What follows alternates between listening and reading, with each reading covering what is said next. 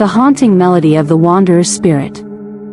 In a desolate place where nature seemingly lost its strength to combat the ghostly whispers of the past, town of Dread Hollow, fears and shadows linger eternally. On nights thick with fog, eerie songs seem to echo from the depths of darkness, carrying secrets too dreadful for mortals to touch. The ancient school at the heart of the town is whispered to be the lair of wandering souls, a place where death never truly stands alone. Elijah, a reserved and timid young man, felt a chill creep against his skin as he settled into the frostbitten air of his new dormitory. Odd sounds began to caress his ears, a child's laughter echoing from the decaying walls shrouded in night. Each peal of laughter sent shivers spiraling down his spine as he realized they were not mere echoes of folly, but an entreaty from something strange hidden in the dark recesses of the dorm. "Perhaps it's just my imagination," he whispered to himself. Yet, the laughter grew clearer and more fervent, as though it were beckoning him to listen. Peeking through the window, Elijah saw the fog swirling around the gnarled branches of an ancient tree, the silhouettes of tiny figures dancing grotesquely under its shadow.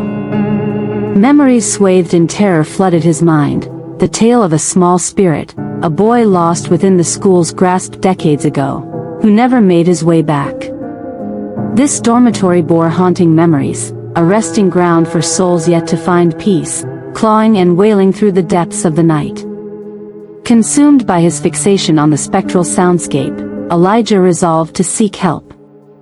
He had heard of an ancient temple deep within silent woods, a place where monks possessed the power to confine restless spirits. It lay within a thick undergrowth, the trees towering above like sentinels, listening intently to the dreadful sounds rising from the abyss. Upon reaching the temple, Elijah felt an icy grip envelop him more than ever. The monks stood like phantoms waiting, their hands clasped tightly over rugged robes. An unsettling sensation coursed through Elijah with each breath he took. In the haunting stillness, he was ushered into a small chamber dimly lit by flickering candles. "There are souls that refuse to depart," an elder monk whispered. "They yearn to return to this world to avenge what they have lost." Hope blossoming within him, Elijah returned to find the dormitory shrouded in strange phenomena. The shadows curled closer, an oppressive presence permeating the air around him, chilling him to the bone. He was no longer merely hearing the laughter, he could see a hazy outline gliding silently through the corridors, an endless nightmare. "Elijah," a crystalline voice echoed from the darkness. He spun around, startled, but found only the inky blackness staring back. "Help me."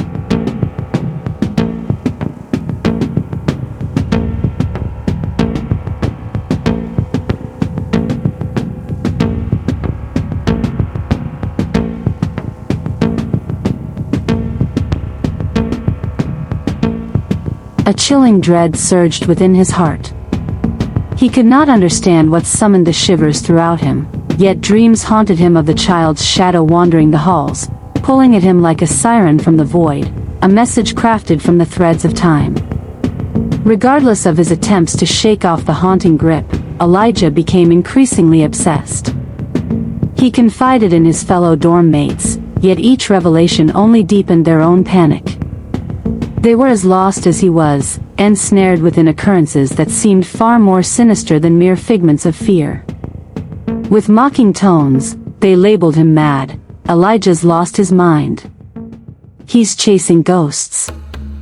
Desperate, Elijah resolved to unveil the truth.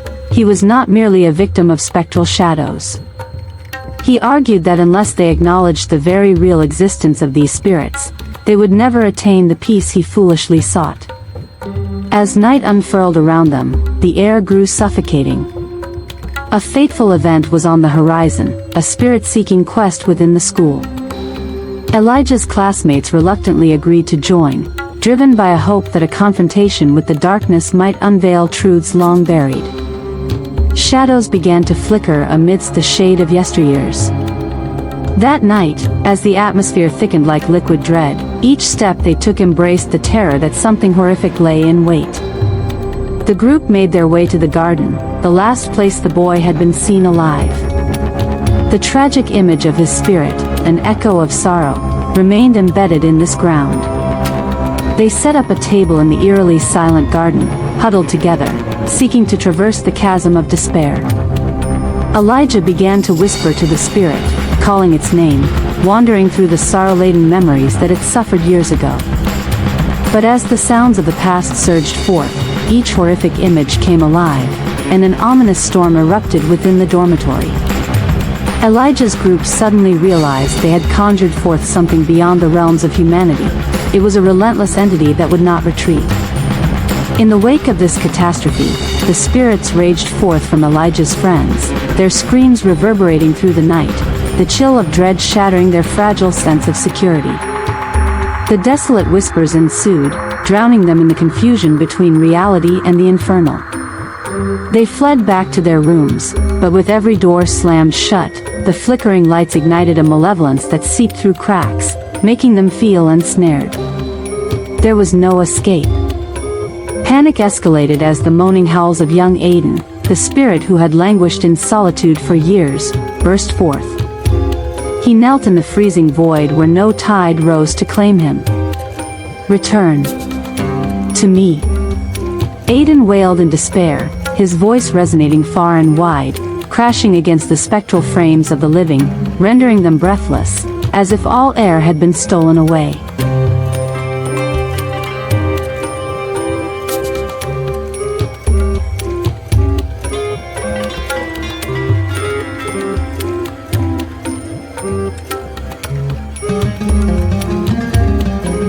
In the maelstrom of chaos, the friends banded together, striving to restore the spirit to its rightful domain. They began invoking what they had never fathomed, the exercises of self-hypnosis, empathetic connections with the spirit of the boy he once was, and melodies threading them back to the past. "We are not adversaries," Elijah whispered, feeling bewildered. "We can help each other, let's give it a chance." At last, as the light ignited within them, Aiden felt it too, love encapsulated in the warmth of collective existence.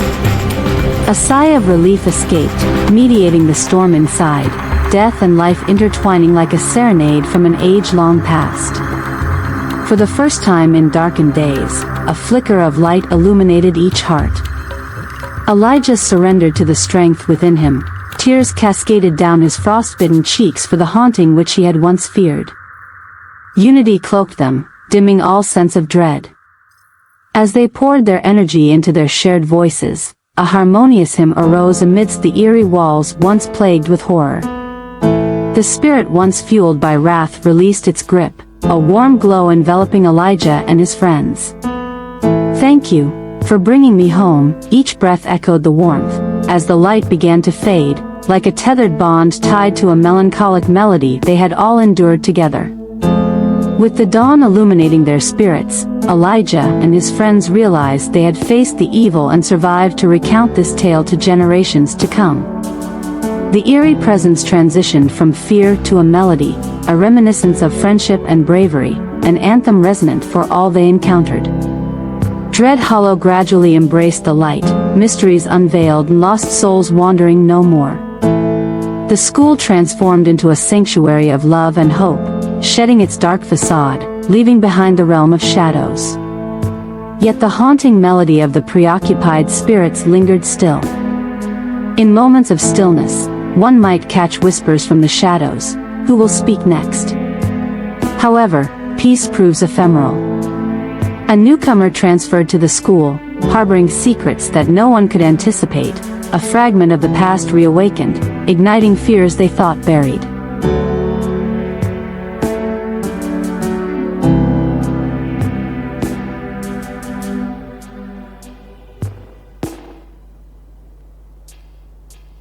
Once more, the school found itself cloaked in shadow, and the haunted melodies returned to echo through the air. Dread Hollow hovered in hope while grappling the memories of what transpired. Would the haunting anthem of despair echo again, or would bravery prevail in their own existence?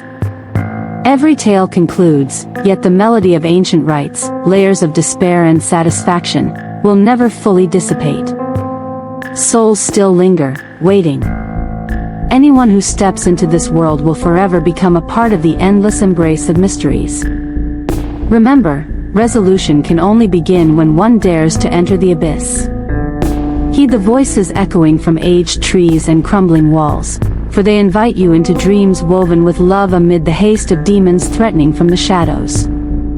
Always keep an open mind, for the spirit of Dread Hollow lives on through each story we recount, flickering lights amidst the echoes of a midnight hour.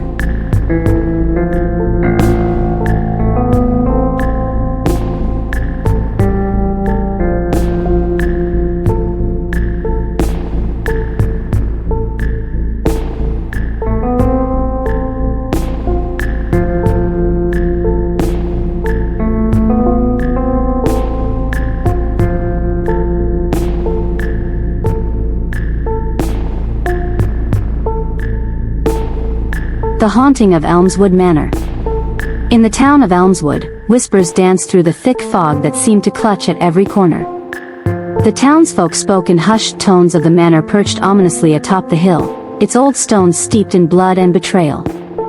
At the heart of this tale was not merely a house, but a tragic story of love, vengeance, and despair that would echo through the ages.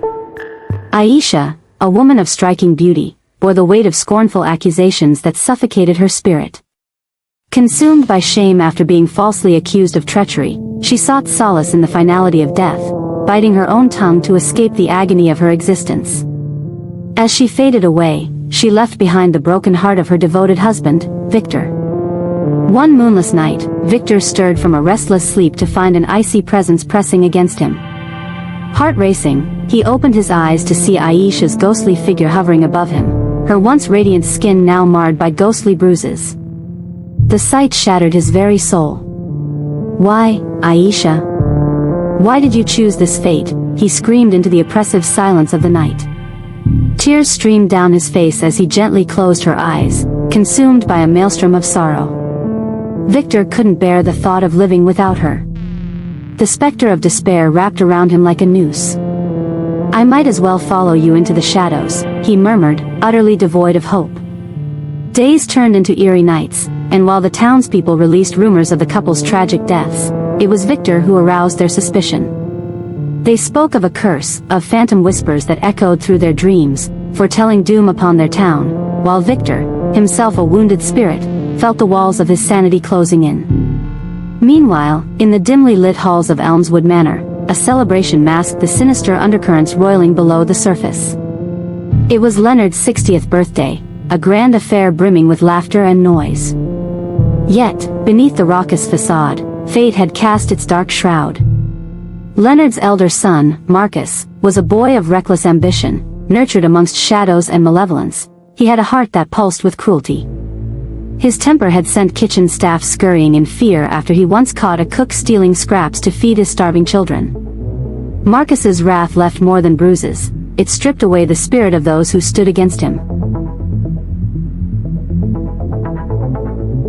Two daughters, Layla and Mira, carried the burden of their father's legacy differently. Layla, obedient and gentle, turned to the whispers of the winds for comfort. Her beauty transcended the darkness that enveloped her world. Mira, wild and tempestuous, craved excitement. She danced with danger, taunting the very shadows from which she emerged. This night, however, would unfold with unforgiving wrath. Leonard's family was unaware of the ominous signs that loomed. As laughter echoed and goblets clanked, the ominous whisper of a storm grew closer. As the midnight hour approached, an unnatural chill seeped through the manor, silencing the jubilant music. Suddenly, a loud crash reverberated through the hall. A decorative plaque dedicated to Leonard's 60 years toppled and fell, striking down old Harold, the village mayor. Blood sprayed from his head, painting the marble floor crimson. Chaos ensued, the conclusion of a supposedly festive evening transformed into a harrowing nightmare. The incident shook Elmswood to its core. Whispers of old curses ignited among the fearful people. Could it be the vengeful spirit of Aisha? Was she reclaiming her right from the mortals who wronged her? Victor wandered the town, a ghost himself, seeking answers. The town's lore twisted into tales of wrathful spirits reclaiming justice. As days passed, the family at Elmswood Manor began to unravel. The laughter that once roamed its halls turned into echoes of anguish. Marcus found himself at odds with his own shadow, hallucinations of Aisha taunting him in his nightmares. Mira, who once sought the thrill of life, became haunted by visions of the blood-stained floor where Harold had fallen. Desperate for relief, Leonard sought the counsel of the town's only remaining wise woman, Elara. She spoke cryptically of the past. Blood demands blood, Leonard. Your family's foundations are built upon strife and despair. The spirits won't rest until their honor is restored. With each word from Elara, Leonard's heart sank deeper into dread. What had his family wrought upon themselves? Determined to confront his demons, Leonard summoned his family to the manor's grand hall, hoping to break the cycle of fate. But as he spoke, shadows flickered across the walls. A gust of wind extinguished the candles illuminating their faces, plunging them into darkness. Pledges must be made, a cold voice echoed from the depths of the shadows. Aisha's spirit manifested before them, her ethereal form glowing with grief and longing. Swear you will reveal the truths buried beneath your facade. Only then can I find peace. Each family member felt the weight of her plea, a palpable despair lingering in the air. Marcus, against all selfish desires, nodded solemnly. I will tell the truth about what I've seen, about the pain we have caused. As dawn broke, light filled the room where secrets were laid bare. Leonard confessed to years of ignoring the suffering of his family and of the town, while Marcus admitted to the cruelty he harbored. Layla cried as the memories of their mother struck her, and Mira shared her yearning for acceptance. The moment the truth echoed through the hall, a gust swept through the manor, the wind whistling through the cracks like a lament of the lost. Aisha's spirit lingered for a moment before fading, a sense of tranquility washing over the house. The haunted reputation of Elmswood began to lift. In time, Victor found solace not in death, but in the legacy of love and truth. The rebirth of the Elmswood family became a tale of redemption, as they worked to mend the wounds of the past. The manor transformed from a beacon of dread into a sanctuary of compassion. Yet the spirits of the past lingered, a reminder of the shadows that could return if the cycle of pain was not broken. The town of Elmswood would never forget the sacrifices made, nor the darkness that once consumed them. And amidst it all, the echo of Aisha's spirit would forever serve as a reminder that love and truth must prevail over vengeance and despair. As the moon shone down on the manor, one could still hear the soft whispers of the past, drifting through the night, a chilling warning to those who dared tread the line between light and dark.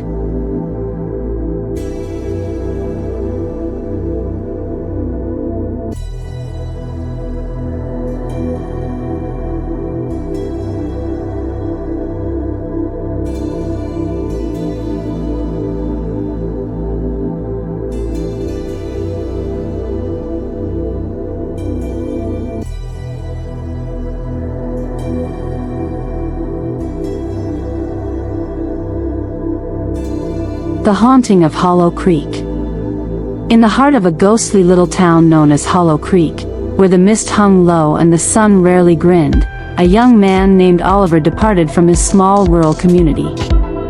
His hopes were high as he ventured into the bustling city, believing he might uncover a fortune, or at the very least, find a job to support himself and help his ailing parents take care of his two younger siblings still in school. However, as days trickled into weeks, the optimistic spark within him began to dim. Nearly a month had passed with no leads, no contacts, and no job offers. On a particularly gray day, as the relentless drizzle painted the streets with misery, Oliver found himself lost in thought in a dingy cafe, contemplating his bleak future. Suddenly, a shadow loomed over his table. A tall man, messily unkempt and with hollow eyes, leaned in. "Hey there, looking for work?" he inquired, his voice low and gravelly. With a sigh that echoed his despair, Oliver nodded. "Do you want a security job?" "I just quit one," the man offered, his eyes glinting with something unsettling. "Absolutely. Where?" Oliver exclaimed, his heart leaping at the prospect of work. "Just across the street." "Follow me," the man replied, beckoning as he led Oliver towards a narrow alleyway that twisted ominously before them. The alley was dimly lit, with stale air thick enough to choke on. Unease began to creep into Oliver's gut as he cautiously ventured deeper. "Are we close?" he stammered, glancing at the forsaken shadows around him. "You'll see soon enough," the man whispered, his voice echoing in the alleyway like a sinister echo. They reached a rusted iron door, marked only by a small, flickering camera above it. A staircase spiraled into darkness behind the door. "Is this it?" Oliver asked, appalled by the weary facade of what appeared to be an ancient apartment complex. "Yup, welcome to your new job," the man smiled, but it wasn't reassuring. As Oliver hesitated, he was struck by an overwhelming sense of dread. Yet, he thought of his family back home, the sacrifices they made for him to be here, and the near-empty pockets that threatened to return him home empty-handed. "All right, when do I start?" he asked, resolving to ignore the unsettling feelings. "Come back at midnight. I'll show you the ropes," the man replied and vanished into the shadows before Oliver could ask for his name. That night, donning the only uniform the job provided him, a tattered black shirt, Oliver made his way back to the foreboding building, his heart racing with an amalgamation of excitement and dread. The streets seemed to recoil from him, and the shadows danced poorly along the sidewalks, whispering secrets he dared not decipher.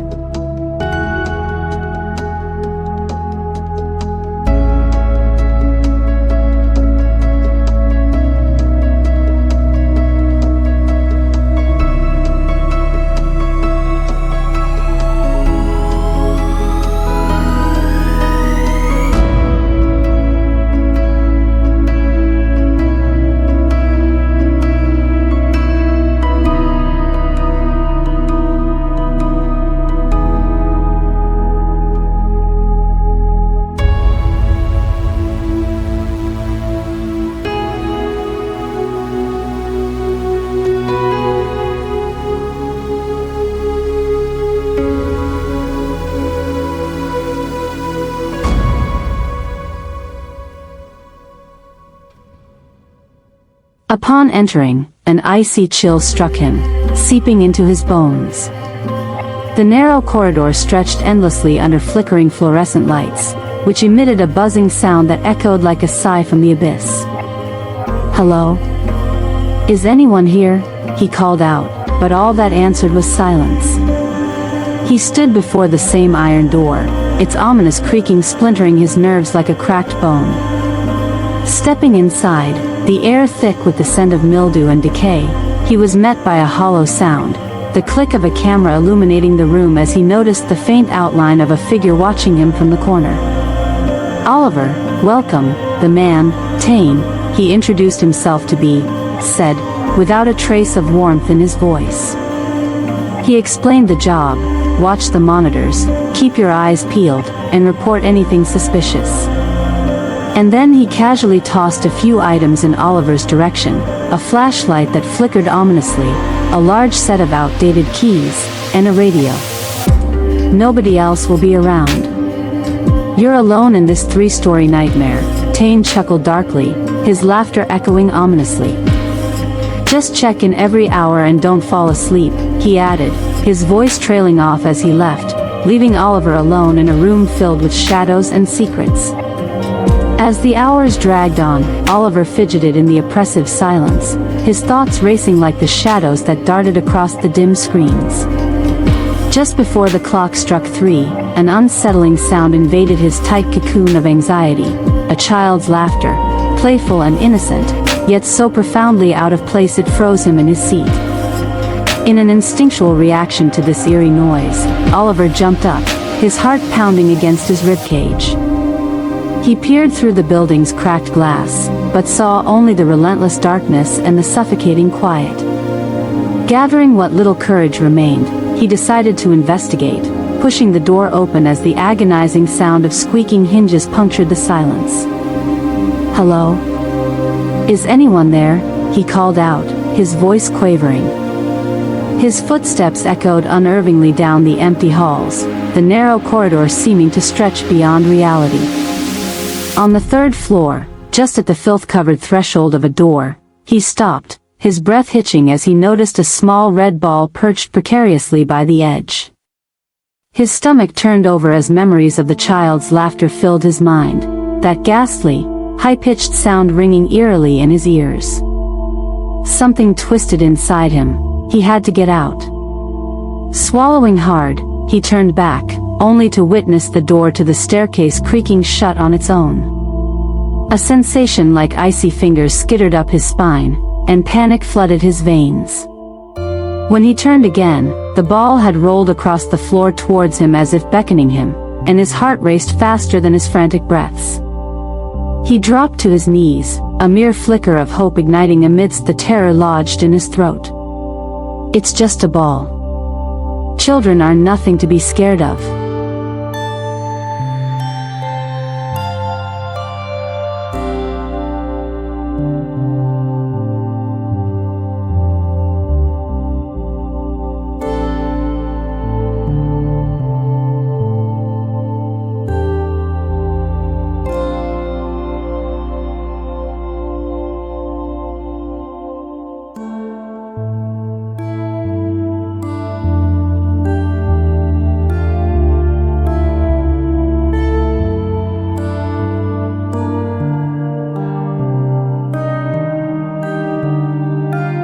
But the laughter returned, louder this time, and it echoed through the desolate hallways like an incantation.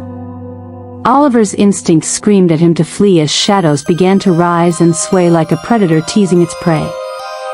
Frantically, he scrambled toward the room he'd entered before, the monitoring room, breathless and desperate, as he stumbled over the thresholds of dread coiling around him like serpents. Fumbling with the door, he finally shoved it open and collapsed inside. With trembling hands, he clicked the lock and leaned against the door, heart racing like thunder in his ears, as the laughter ceased abruptly. A deathly silence cloaked him as he dared not glance back. But it was then he noticed a flicker on one of the monitors, revealing a faint silhouette traversing the dark hallways outside. His heart thudded heavily in his chest. What was stalking outside? In that moment, he realized his horror was only just beginning. The walls whispered secrets in a tongue he couldn't understand, the very air thickened with foreboding as he glanced back to the monitors. One screen flickered with static, before transforming back to the innocent yet tarnished image of that same child, standing in the darkness, staring directly at him, a toothy grin stretching unnaturally across its face. Panicking, Oliver grabbed the remote to turn the screens off, but instead, they flickered to life, each showing a different segment of the building, all revealing shadows lurking within the corners, taunting him. Desperation set in as he scrambled for the exit. His heart pounded as he hurled himself through the trembling hallways, the laughter following him, each step seemingly echoing louder than the last. It taunted at his heels, whispering promises of what lay just beyond the door, the promise of eternal silence. Gaining control of the keys in his trembling hands, he charged towards the staircase, each step a powerful reminder of the lurking presence that pursued him. Familiar dread clawed at his sanity, but confusion gripped him further. How was he to escape? As he flung open the door to the street, a faint glow illuminated ahead, drawing him back into the chilling light of dawn breaking over the distant hills of Hollow Creek. He gasped, struggling to breathe.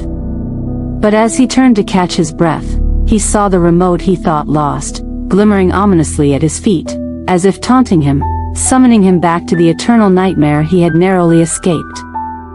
With trembling hands and reconsideration, he picked it up, pondering on the thin line that divided reality from the eerie world of Hollow Creek. Little did he know that the clock was ticking, and the haunting would forever extend beyond the walls of that forsaken building, intertwining himself forever with the darkness he had merely glimpsed.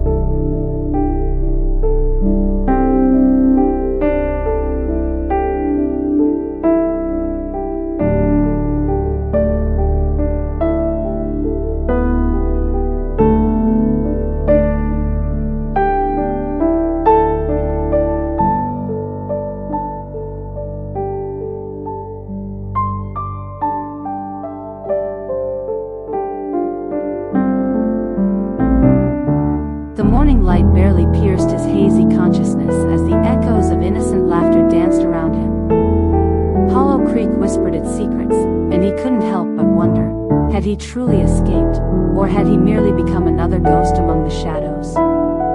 As he walked away, another door opened within the depths of the apartment complex, the sound of tiny footsteps echoing promisingly behind him, securing his place in a never-ending cycle of haunting dread.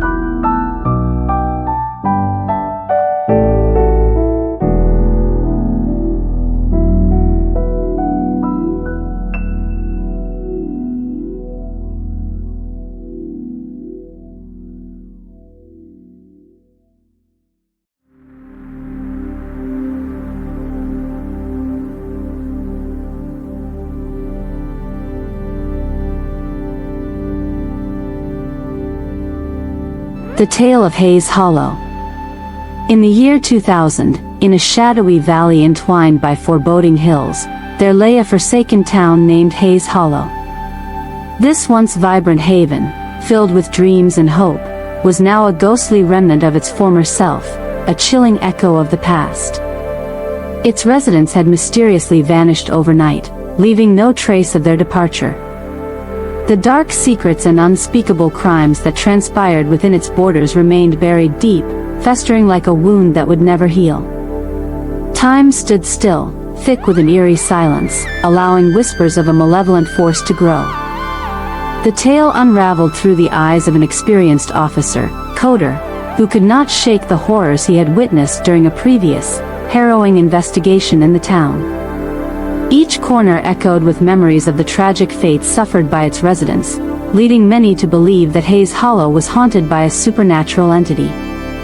One fateful night, Coder gathered 4 fellow officers, Elara, Rowan, Finn, and Taryn, in the scarcely lit police station, which always felt haunted itself.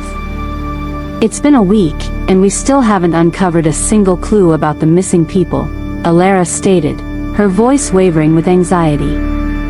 "Only a few days remain before this investigation is closed for good."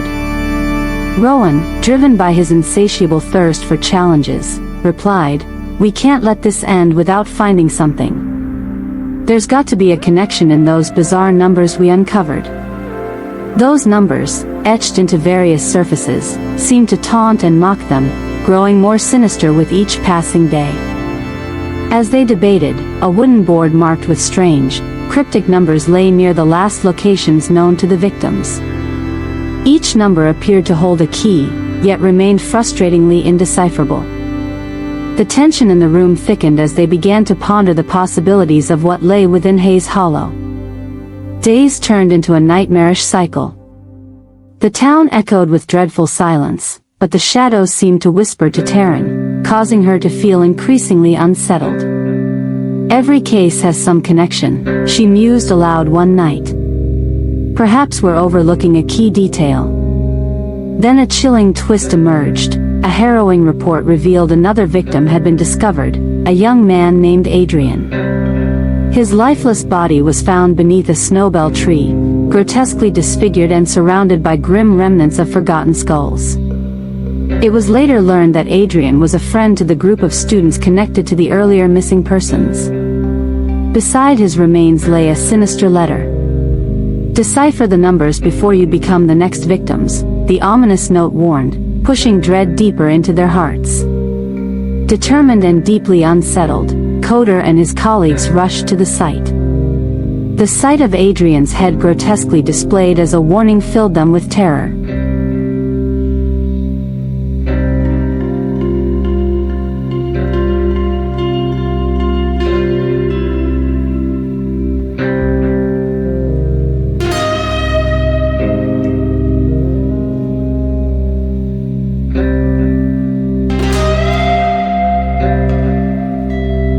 Ilera. Find out everything you can about Adrian. Coder commanded, his heart racing as he grasped the gravity of their situation. Meanwhile, Finn was consumed with the mystery of the numbers. They must be interconnected. It could be some kind of code. Their fear escalated upon learning that the numbers themselves weren't random. Ancient records revealed connections to violent deaths throughout the dark history of Hayes Hollow. The implications unravel before their eyes like threads of a sinister tapestry. As they returned to their station, a chilling realization enveloped their minds, each dream morphing into haunting nightmares steeped in mystery. The specter of dread was only beginning. A week later, Ilera's behavior became increasingly erratic. Her once bright eyes seemed distant, enveloped in shadows. Finn decided to keep a close watch on her, horror mounting as he witnessed unsettling visions.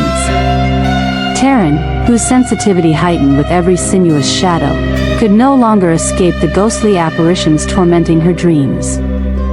Whispers of Daisy, a girl who had tragically taken her own life long ago, invaded her thoughts, shaking them to their core. "She's coming back for vengeance," Taryn whispered, her voice trembling as she recalled tales shared around flickering campfires. As pieces of the puzzle began gliding together like the steps of a macabre dance, they sought out an elderly woman rumored to hold the key to the town's lingering darkness. Mora, an oracle of hidden truths, confronted them with chilling clarity. "If you want to survive, you must confront what has long been buried," she cautioned, her gaze piercing their minds until clarity emerged from the muddled confusion. She told them the tragic story of Daisy, the ghostly girl whose spirit, filled with rage and sorrow, sought to reclaim what was lost. "Those who had toyed with her have yet to face the retribution they deserve," she murmured. As Mora's words seeped into their minds, the grip of Hayes Hollow tightened. Every footstep felt like a potential entanglement in a web spun from shadows, and every breath stoked the dread within their hearts. Unraveling truths were soon unveiled, revealing that the town itself was a living entity, breathing in tandem with its dark past. The numbers, they began to fear, would only deepen their entrapment. On a moonless night, they resolved to return to the site where Adrian had vanished. Each dark corner seemed to pulse with forgotten agony, testing their bravery as they faced long-buried horrors. Daisy emerged, an ethereal silhouette materializing from the shadows, eyes ablaze with sorrow and rage. "Why do none of you remember me?" her voice echoed, tinged with agony, chilling the air around them.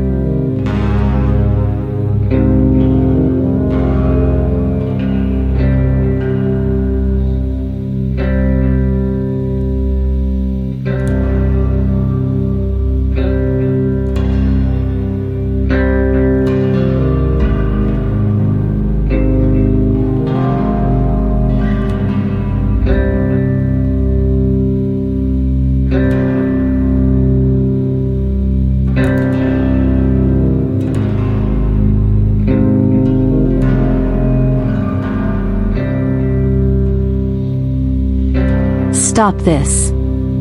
Coder screamed, desperate agony etched on his face, but what echoed back was a haunting silence.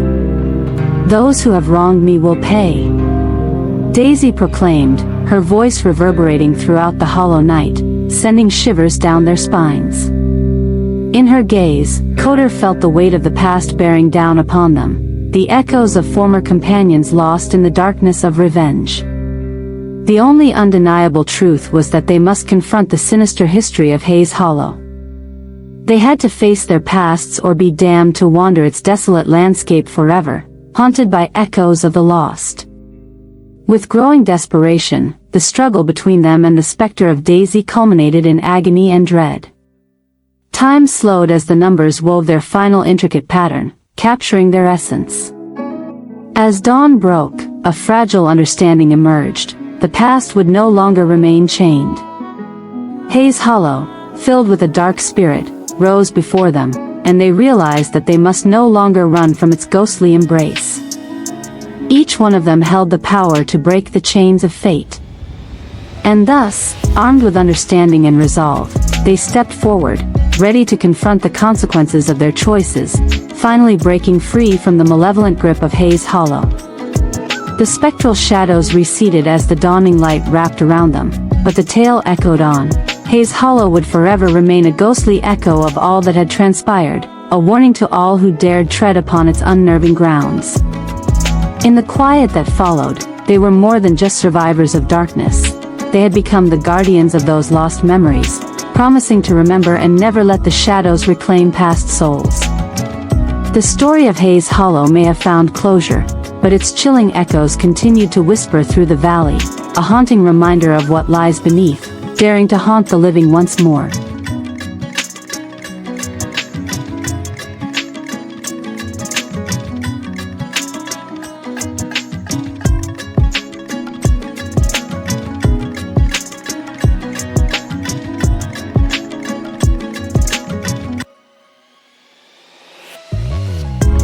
The Haunted Whisper of Gloomridge.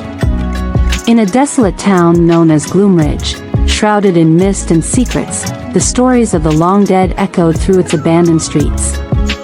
The townsfolk avoided speaking of the haunting that plagued the old church at the heart of Gloomridge, but whispers of restless spirits and spectral shadows clung to the air like the damp fog, creeping into the homes of every resident.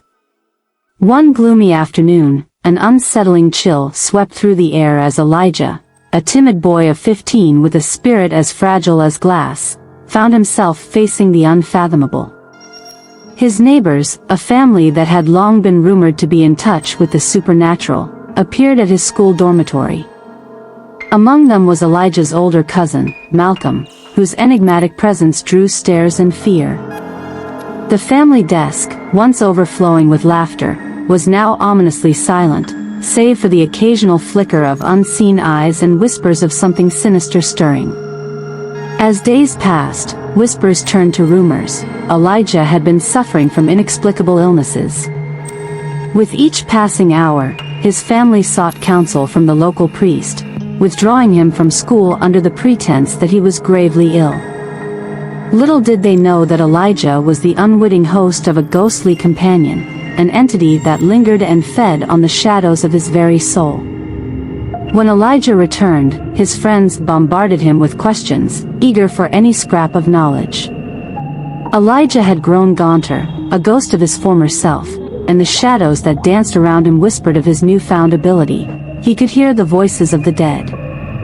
As he spoke of them, the darkness within him unfurled, a sinister aura that left behind an unsettling silence.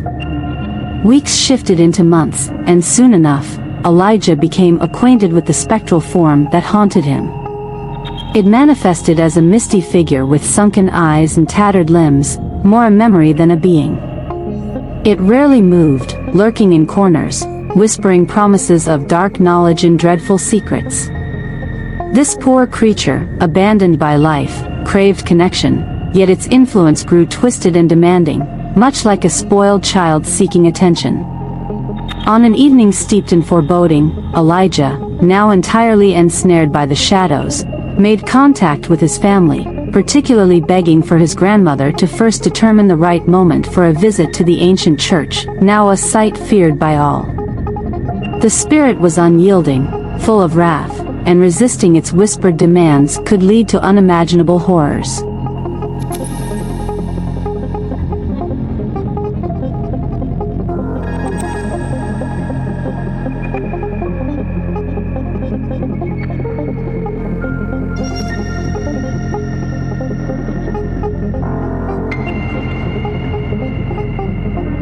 The journey to the church was draped in fog, and Elijah drifted in and out of consciousness. The world before him faded as he followed the specter's pull. Within seconds, he was jolted awake, his senses suddenly sharper, strength flooding back into his limbs. The suffocating heaviness that had engulfed him dissipated, replaced by a stark awareness, as if he had awakened from a long slumber within the depths of hell. Inside the time-worn church, under the flickering candlelight, Father Desmond, the town's only priest, performed an ancient exorcism to rid Elijah of the insidious ghost. The shadowy figure writhed beneath Father Desmond's holy words, fighting to maintain its grasp on Elijah. Time stretched into eternity as the clock's hands ticked relentlessly. Hours passed, and Elijah felt as though he was drowning in darkness, the spirit reaching for him, clawing at his sanity, desperate not to lose its hold. Ultimately, Father Desmond's voice rose above a violent crescendo, drowning the phantom's howls in incantations of hope and healing.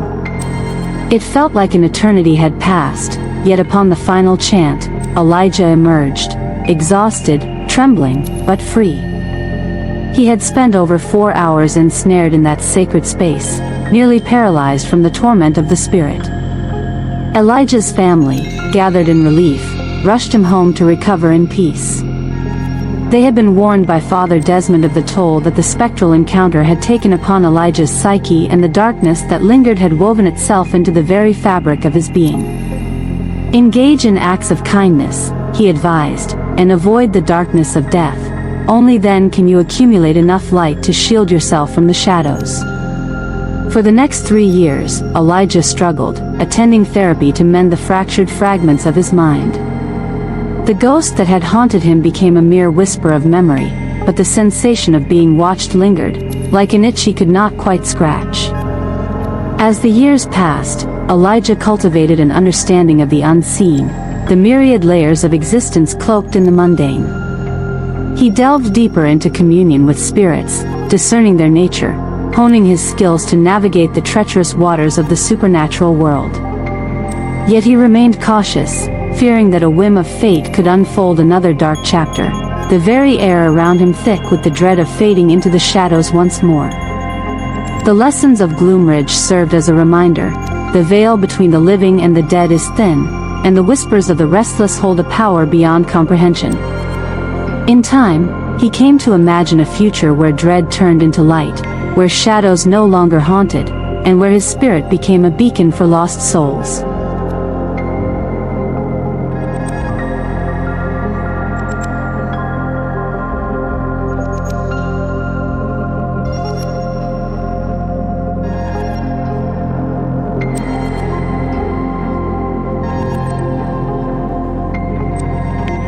As the clock's hands steadily etched into midnight, the eerie winds howled through the empty streets of Gloomridge, a town forever marked by its darkness. The silken night air carried quiet whispers, the sound of footsteps that seemed to echo from beyond the grave. One could hardly tell where the shadows ended and the whispers began. Thus, dear viewer, should you wander near Gloomridge, heed the tales of Elijah and his spectral encounter. Remember that the dead may linger far longer than anticipated, and in the quiet corners, the specters await, ever eager for an audience to share their untold stories. For in every whisper lies a grave truth, and sometimes, the courage to live in the light is all that separates us from the shadows that beckon.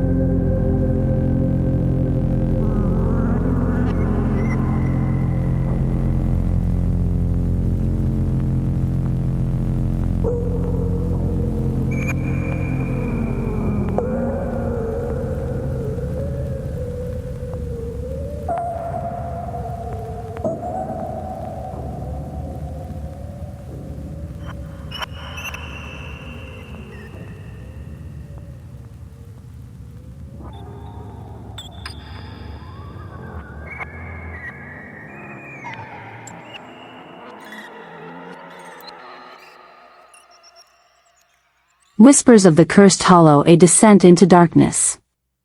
In the cursed town of Grim Hollow in 1990, nestled deep within the suffocating shadows of the Blackwood Forest, lived a family of 5, the Darkwoods. Richard and Alara, barely 20, embarked on a treacherous journey armed with only their love and a worn-out kettle gifted from Richard's father. Their 3 children were Isabella, born in 1978, Victor, born in 1980, and their youngest, a curious boy named Rowan, born in 1982. Little did they know that the darkness of Grim Hollow would weave a sinister tapestry around their fates. As the years bled into the late 90s, the couple found themselves intertwined in a web of despair. There, amidst whispers and ominous warnings from the townsfolk, they were convinced to resettle in a dilapidated, forgotten part of Grim Hollow known as Riven Vale.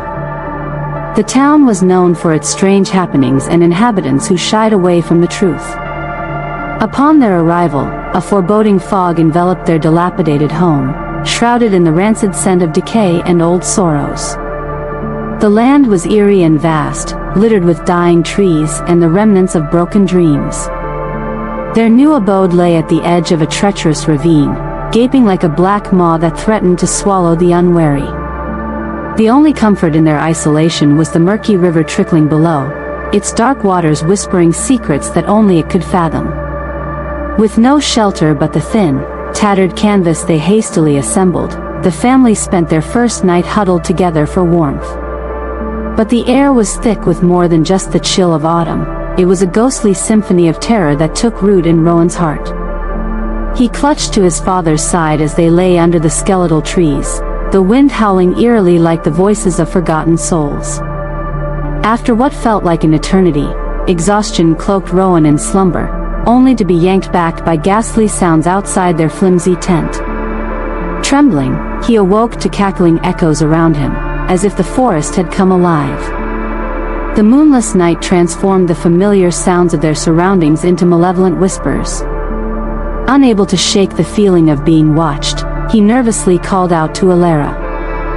"Mom! There's something, outside."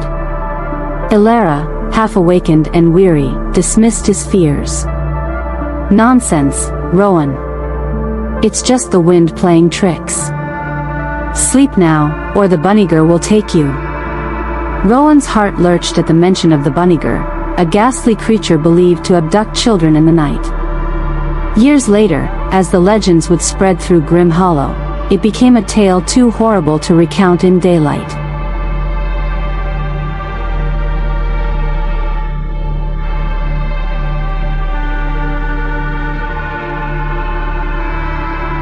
But that night, the forest was alive, and the entire Darkwood family would soon be ensnared in a web of nightmares.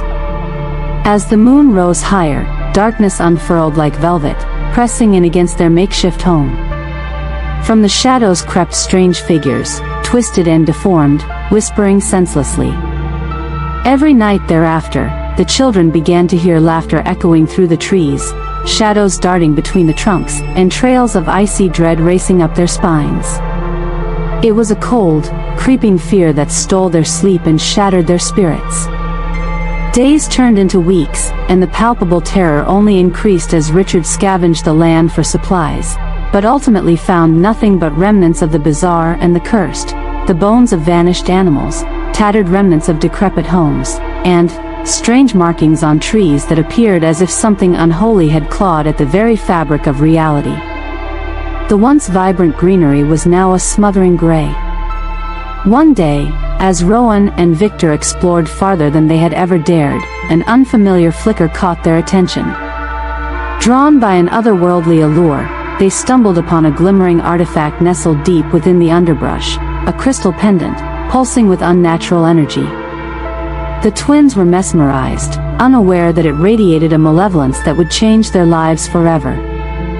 That night, gasping for breath as the atmosphere thickened with dread, Rowan found himself surrounded by figures clothed in tattered rags, their eyes hollow, bearing witness to their suffering. The newly discovered pendant began to vibrate and hum, awakening the cursed dead from their eternal slumber. The figures whispered his name in an ear-piercing harmony, promising him eternal companionship if he embraced the darkness that loomed over Riven Vale. Panicking, Rowan tore himself away from their grasp and sprinted back to their tent with Victor trailing behind, their hearts racing and breaths ragged. As they stumbled back into the confines of their temporary home, they shared their phantom encounter, only to find Richard and Alara preoccupied with something outside their tent. With hesitant voices laced with anxiety, they whispered, "Dad? Mom? What are you doing?" It's just a..." Richard started before his voice broke, and his gaze turned into something hollow, shallow, unnatural. Days turned into a macabre cycle, and shadows began to stretch across their home. Richard became more withdrawn, the forest hungry for their souls. The children's laughter waned as the specters and darkness began to invade their dreams, slipping into their minds with vile whispers. Unease settled into Alara's heart like a stone. The fear took shape, and she braved the night to confront the darkness engulfing her family. Holding on to their meager sanity, Alara relentlessly pushed against the creeping auras of despair. But each night she returned weaker, her eyes heavy with exhaustion and dread.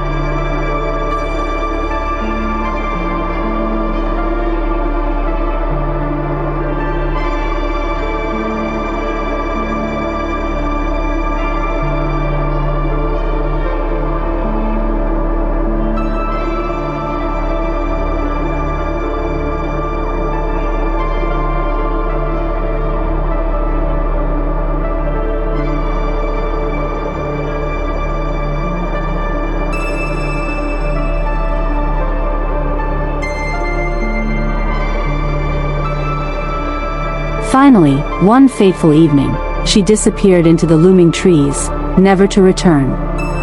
The forest held its breath, leaving only the harrowing sounds of mourning children echoing in the night. Roaming the cursed land, Victor and Rowan felt their grip on reality slipping, laughter turning to screams, screams fading into despair as they ventured deeper into the madness. Their home was alive with terrible secrets, the trees leaning closer, branches clawing at the children as they traversed the haunted landscape. The treacherous power of fear consumed whatever was left, beckoning whispers calling them into the unknown. As the darkness thickened, the brothers clung to one another, grasping desperately for hope. They found fleeting solace in the belief that perhaps they could escape, if they could just reach the edge of the ravine that mirrored their breaking spirits. Haunted by their family's madness, they made a pact to stem the tide of despair. But the forest had taken root within them, fusing their souls with the encroaching shadows. Thus began their torment. Each day became a desperate fight for survival and sanity, slipping further from grace into the abyss of wailing ghosts and unholy entities rising from their own lineage, destined to roam the haunted woods for eternity. Would Victor and Rowan unlock the secrets of their dark inheritance, or would they too succumb to the terrors that had claimed their family? Only time would tell as the haunted echoes of Grim Hollow whispered their fate into the chilling night. And so, dear reader, the tale twists further, the clock nearing midnight, as specters emerge, hungry for warmth, ready to claim those who dare remain in the clutches of darkness.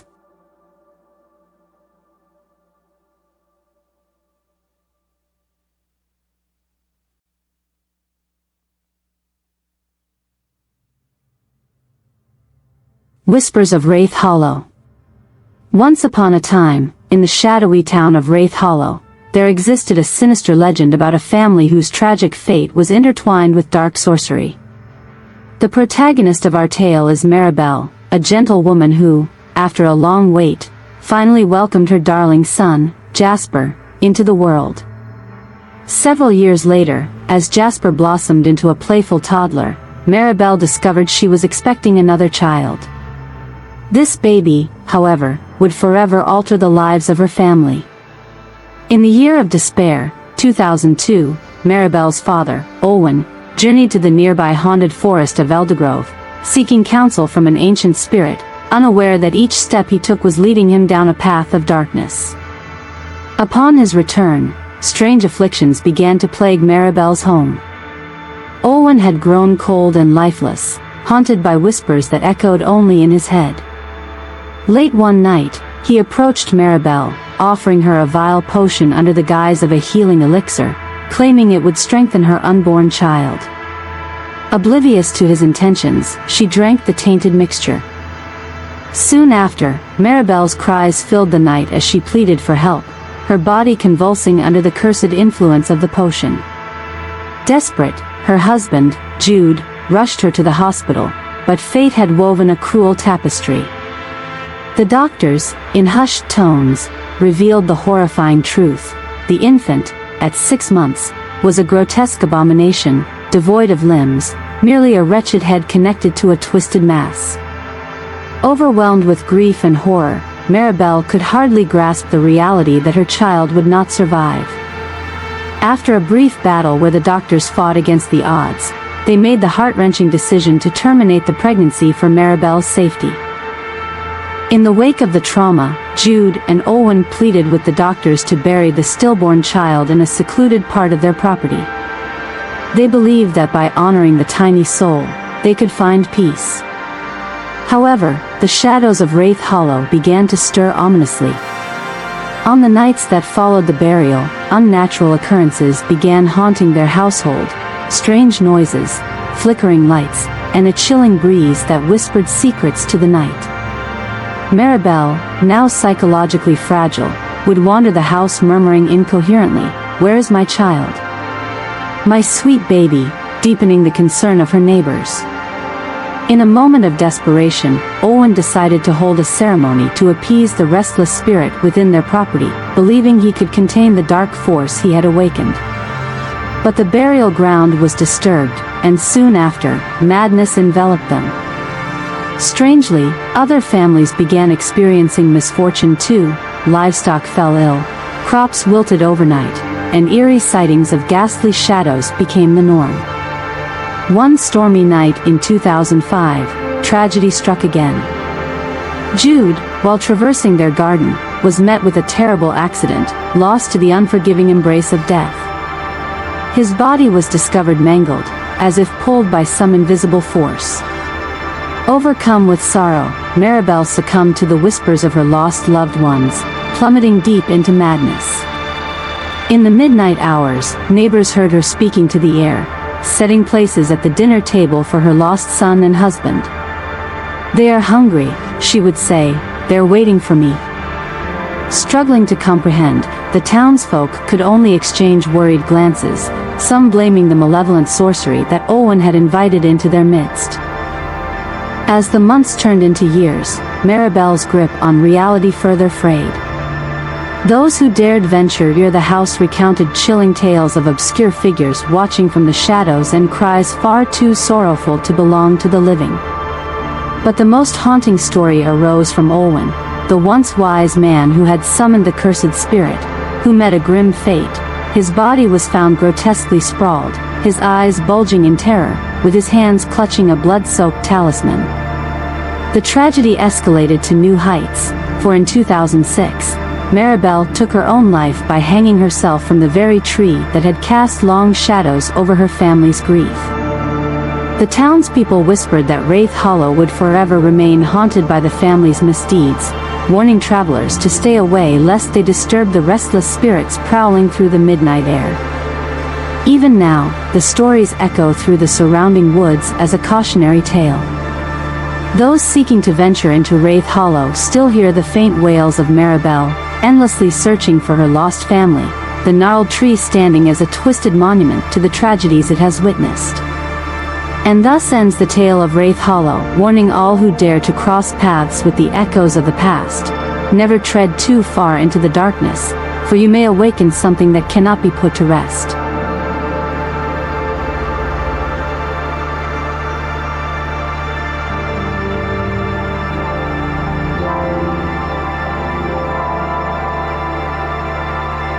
The Vanishing Portrait. Nestled at the end of a crooked road, shrouded by thick, gnarled trees, stood the old Silverwood Villa. It was a grand but weary edifice, vested with the colors of time. The bricks were faded and cracked, and the once majestic shutters hung awkwardly, barely clinging to the frame. Locals avoided the villa, whispering tales of sorrow and mystery. Children dared each other to approach its shadowy entrance, while the elders spoke in hushed tones about strange happenings that plagued the long-abandoned property. The villa's heart lay within a dimly lit parlor, and in that parlor hung a portrait that had captivated the imagination of the townsfolk. This was no ordinary painting. It was a lifelike depiction of a woman named Amelia Hawthorne. She was ethereal, with cascading chestnut hair and emerald green eyes that sparkled with an uncanny luminosity. Clad in a gown that seemed spun from the colors of twilight, blues, greens, and hints of silver, the fabric draped around her as if the night sky itself enwrapped her. Amelia had been the last resident of Silverwood, a woman known for her beauty and charm, but also for the mystery surrounding her disappearance a century ago, one stormy night. As the story went, she had vanished without a trace, leaving behind only her haunting melody echoing through the halls, a soft lullaby that would resonate in the dreams of those unfortunate enough to walk near her abandoned home. Among the most chilling anecdotes associated with the portrait was the bizarre phenomenon of its vanishing act. As the hour hand approached midnight, the painting would dissolve from the wall, disappearing like mist in the morning light. It would return in the early morning hours, as if it had merely stepped through a portal and decided to come back, but always accompanied by whispers of a soft song resonating through the walls, a voice that seemed to lament some unresolved sorrow from the past. As weeks turned into months, Jack Walker, a curious historian, found himself drawn to the tragic tales of Silverwood Villa. Unlike others, Jack was not intimidated by the phantom threats whispered by the locals. A skeptic and researcher at heart, he believed there had to be a logical explanation for the strange occurrences. Armed with his trusty notebook, a camera, and an insatiable curiosity, Jack resolved to enter the enigmatic villa one fateful night, eager to uncover the truth behind Amelia's haunting. When he arrived, the sky was cloaked in shadows, thunder rumbling ominously in the distance. Jack stepped through the creaking door, which protested as if it hadn't been used in decades. The smell of damp wood and aged paper engulfed him, its mustiness a reminder of the weighed-down memories held within the walls. Light from the flickering candle in his hand cast dancing shadows along the hallway, leading him closer to the parlor where the portrait awaited him.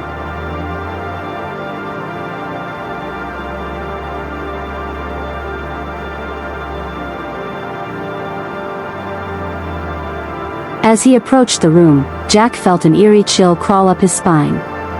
There it was, the portrait, framed in elaborate, tarnished gold, the figure of Amelia glowing faintly in the candlelight. He was transfixed, unable to shake the sensation that the portrait was not just a painting, it was a living artifact that demanded attention. With great caution, Jack set up his camera and began taking photos, the soft click of the shutter breaking the solemn silence of the villa. As he recorded, he couldn't shake the feeling that he was being watched. An invisible presence surrounded him, a clutch of cold air tightening against him. Midnight loomed closer, each tick of the clock echoing like a heartbeat in the stillness. Anxiety mingled with anticipation as the hour approached. Jack took in a deep breath, mentally preparing himself for whatever awaited him. Suddenly, as the clock chimed the first bell, he felt a gust of wind sweep through the parlor. It was cold and fierce, like a spectral sigh too intense to ignore. Jack's heartbeat quickened. 1, 2. Just as the clock struck 12, the portrait began to ripple as if caught in a gentle tide, then, like vapor, it began to dissolve into the wall. The room was plunged into darkness, a loud hush filling the air, and Jack felt a cold dread seeping into his bones. A shimmering, silver veil danced around the place where Amelia's image had been, distorting and swirling, evoking feelings of unease and fascination. Then, the haunting notes began, a gentle, almost ethereal lullaby that seemed to echo from deep within the walls. It was disembodied, yet so close, digging into the corners of Jack's mind like a sweet memory that he could not grasp. The notes twisted and turned, serenading an unseen audience beneath the brittle timbers of the villa. Tears pricked the corners of his eyes as he felt an inexplicable connection to the sorrow woven into the very fabric of this haunting melody. Gathering his courage, Jack examined the darkened room closely. Amidst the shadows, he saw a figure form, faint yet distinctly female, draped in a flowing gown. The apparition glided gracefully towards him, her emerald eyes meeting his with an intensity that stirred something profound within him. She was the foolish girl, the widow of dreams unfulfilled, and she had chosen this night to reveal herself. "Release me," she whispered, her voice like silk draping across chilly air. Jack felt the weight of her sorrow sinking deeply into his soul, a desperate yearning for freedom that seemed to pulsate through the very walls of Silverwood Villa. The air felt charged, crackling with energy, and there he stood, despite the fear swirling in his chest, compelled to listen.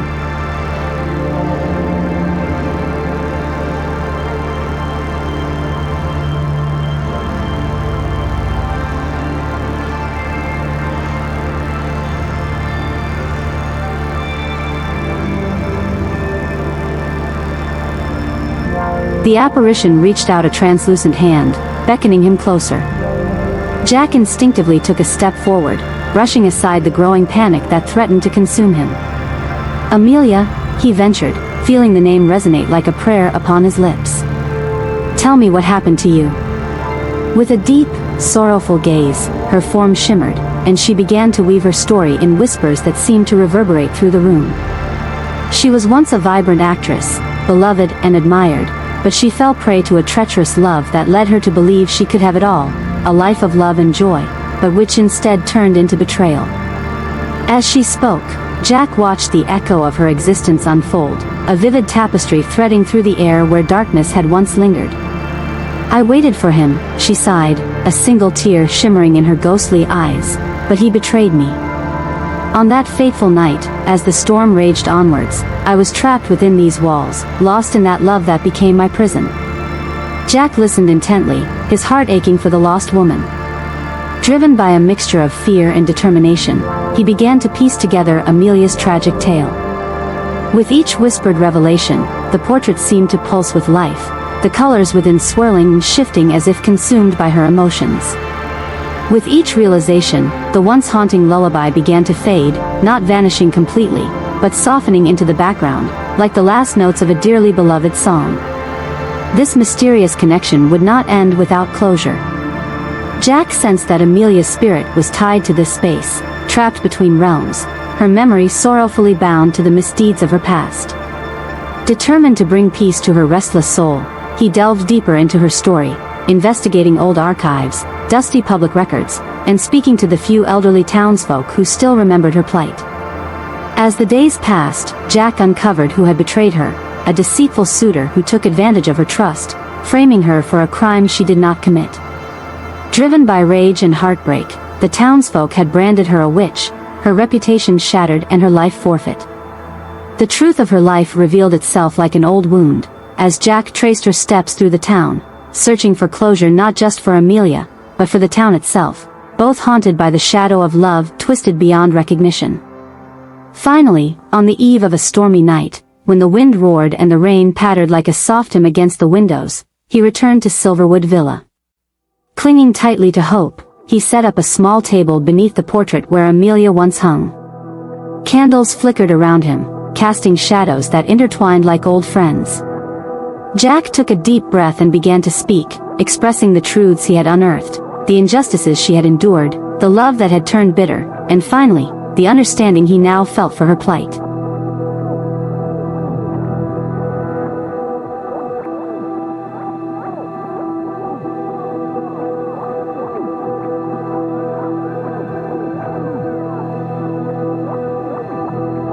As thunder rumbled in the distance, the air thickened with tension. Jack closed his eyes, summoning every ounce of empathy he had for the tragic tale that had thus far defined Amelia's existence. "I seek to release you from the ties that bind you, Amelia Hawthorne," he declared, feeling a rush of fervent energy surge through him. "Your story will not be lost. Your truth will be known. Let go of your pain, and find peace." The room went still as if the universe held its breath. The shadows all around seemed to bend towards him, and the portrait shimmered brightly for an instant before it began to dissolve once more. But this was different. The air crackled with energy unlike anything Jack had ever experienced. Amelia's spirit twisted before him, remorse and longing flashing in the emerald depths of her gaze as she floated forward, almost enshrined in the warm light that enveloped her. He felt the chill seep from the walls around him, lifting like the weight of 100 hearts. "Thank you," she whispered, her voice now a melody of freedom rather than sorrow. In that moment, the portrait not only returned to its place on the wall, it appeared renewed, vibrant colors bursting forth as the details of her gown flowed with a life of their own. The room filled with light, and with it, the haunting lullaby transformed into a triumphant hymn, an ode to closure and love unconfined. As the last note faded and Amelia's spirit drifted away, the house resonated with a sigh of relief. The oppressive weight that had clung to Silverwood Villa for so long lifted, replaced by a gentleness that invited warmth and hope to flourish in its ancient halls once more. From that night on, the portrait remained fixed to the wall, shimmering with renewed life, a beautiful testament to Amelia's legacy. No longer did she haunt the parlor with cries of betrayal. Instead, her story reverberated through the hearts of those who witnessed her journey and celebrated her memory. Locals no longer feared the villa. They came to pay homage to the woman whose tragic life had been restored, whose truth had been uncovered. Silverwood Villa transformed from a place of fright into a sanctuary of peace. People began to host gatherings, celebrating art, love, and community underneath the watchful gaze of an immortal spirit. However, every so often, on a cool autumn night, if one paused long enough outside the villa, they could hear the faintest echo of a lullaby, the sweet, soft voice of a woman who had found her freedom. It rose softly with the wind, drifting through the trees, and lingering long enough for everyone who heard it to know that her story, even in its sadness, was eternally woven into the fabric of love that guided those who dared to listen. And thus, the legend of the vanishing portrait would ripple through the generations, a reminder that even shadows of heartache can dissolve into vibrant light. Echoes of the Cursed Manor. In the ghostly town of Halloridge stood a decaying manor known as the Malachi Estate, divided into eerie wings, each containing 4 chambers. The largest chamber was reserved for Lord Malachi and his family, while the right room housed his first wife, and the left was for his second wife. The farthest room was meant for the servants, who scuttled around like shadows, whispers following them like a dark cloud. The southern wing, called the solarium, bore the name of its master, the young Lord Marcus Malachi. As Alara entered the estate for the first time, she felt countless eyes bore into her, some scornful, others filled with pity. The murmurs of the staff echoed around her, like a haunting melody. "Wow, she's only good for looks," one servant sneered, catching Alara's attention. "She's the Lord's new wife?" "Just a pretty face, nothing more," another replied. Alara, stung by their ridicule, kept her head down, knowing any defiance would only worsen her plight. At the age of 18, she was wed to a man already dead in spirit, unsure of the specter that plagued her new life. As the bearers of her palanquin set her down before the solarium, they made a mockery of her situation. "Sorry, milady. We can't go any further. You'll have to walk on your own," they taunted, chuckling amongst themselves. "Stop. That's cruel," her younger sister, Juna, protested, cheeks puffed in indignation. Alara placed a gentle hand on her arm. "Let it go, Juna. I'll manage," she murmured, steeling herself to face the impending storm. Wounded but undeterred, Alara limped toward her chamber, heavy with despair. The staff of the Malachi estate was nearly 100 strong, and gossip flowed like water. The disdain for her, especially from the first wife, was palpable. Alara sighed deeply, thoughts swirling around her uncertain future, and the urge to escape the clutches of this cursed place grew stronger. Hours passed as Alara was finally bandaged and fed a meager bowl of porridge. The first wife had decreed that Alara must stay confined until the lavish wedding of her brother-in-law was over, forbidding any ventures into the estate without her blessing. Alara found twisted comfort in this, viewing it as a vital reprieve from the oppressive shadow of the manor. As night descended, the oppressive chill wrapped itself around Alara like some malicious spirit. "Why is it still so cold in May?" Juna remarked, sealing the window. "You should rest, dear sister. I'll stand guard outside. If anything happens, call for me." With the door closed, Alara lay on her side, avoiding any pressure on her injury. As exhaustion overcame her, she felt the flickering candlelight dance ominously, casting ghostly shadows that clung to the walls like forgotten memories. "Alara! Alara!" came a soft voice, pulling her from the depths of sleep. "Wake up and play with me." As she opened her eyes, a small, ethereal figure stood before her, a boy of no more than 6, with an inviting smile. "Come on. I have a place you'll love." Before she could argue, her body betrayed her. she found herself standing and moving to follow him as though enchanted. The door swung ajar on its own, and suddenly, they were in a vast room bigger than the grand hall of the Malachi estate, filled with a grotesque banquet prepared just for her. "Have you eaten? Come sit with me," the boy urged, placing a small piece of meat in front of her. "Not quite my taste, but thanks," Elara replied, hesitantly spooning the food towards her mouth. But as she did so, a horrendous stench assaulted her nostrils. Decay permeated the air, rousing the deep-rooted fear died into her very essence. "What are you doing?" the boy shrieked, his gentle demeanor twisting into fury. "You discarded my food." Elara looked up in horror to see the boy had transformed, his face now pale, lips stained with crimson. "You'll regret this," he howled, his hands outstretched, dashing towards her like a ravenous predator. Panicked, Elara stumbled backward only to find grotesque, lifeless bodies crawling from every dark corner of the room, their eyes hollow and mouths agape, moaning a sound too harrowing to bear.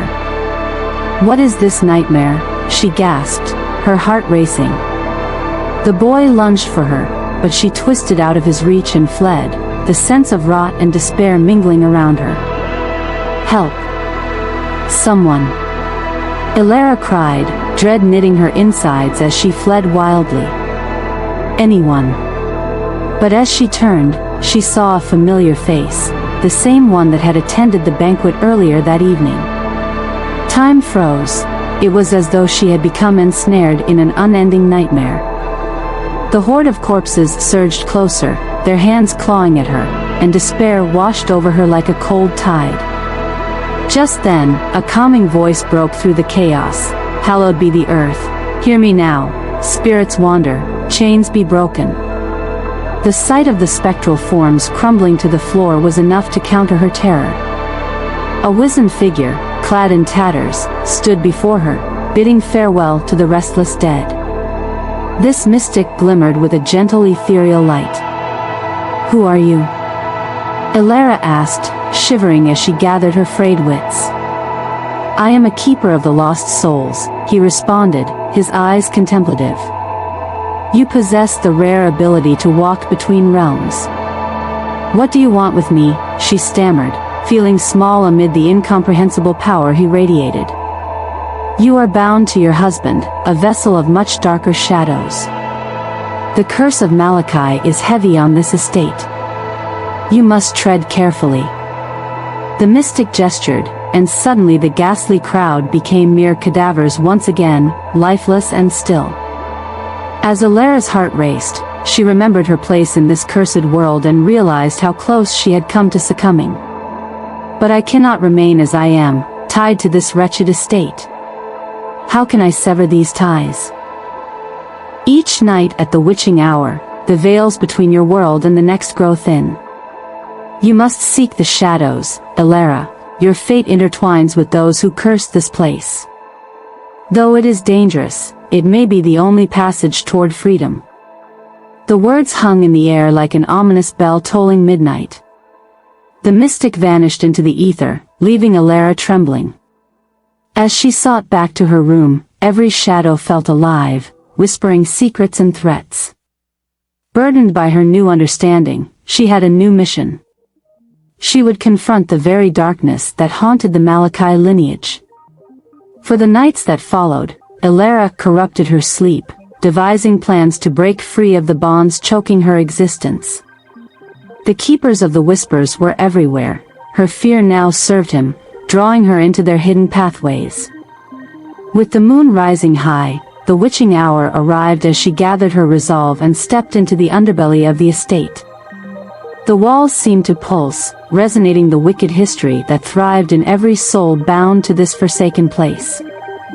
Elara delved deeper into the secrets of the Malachi family, unearthed traditions long buried, and confrontations with untold horrors awaited her. Shadows writhed, darkness beckoned, and the line between the living and the dead began to blur as she ventured further into the unknown. Each encounter brought fresh horrors, a menagerie of specters, remnants of a lineage mired in betrayal and blood. Ilara felt their stories tethering her fate to a chilling revelation. The legacy she wished to escape was entwined with her very being. As the pages of her destiny unfurled like the gnarled roots of an ancient tree, the echoes of the cursed manor sang in haunting symphony. Each encounter, each revelation, dragged her deeper into the festering heart of the Malachi estate. How far would she go to reclaim her identity from the dark that sought to claim her? Could she shatter the chains, or would she become just another ghostly tale whispered within the crumbling walls of Halloridge? With each step she took, Ilara's chilling resolve solidified. She would unveil the past, confront its wicked legacy, and write her own fate beyond the echoes of the cursed manor.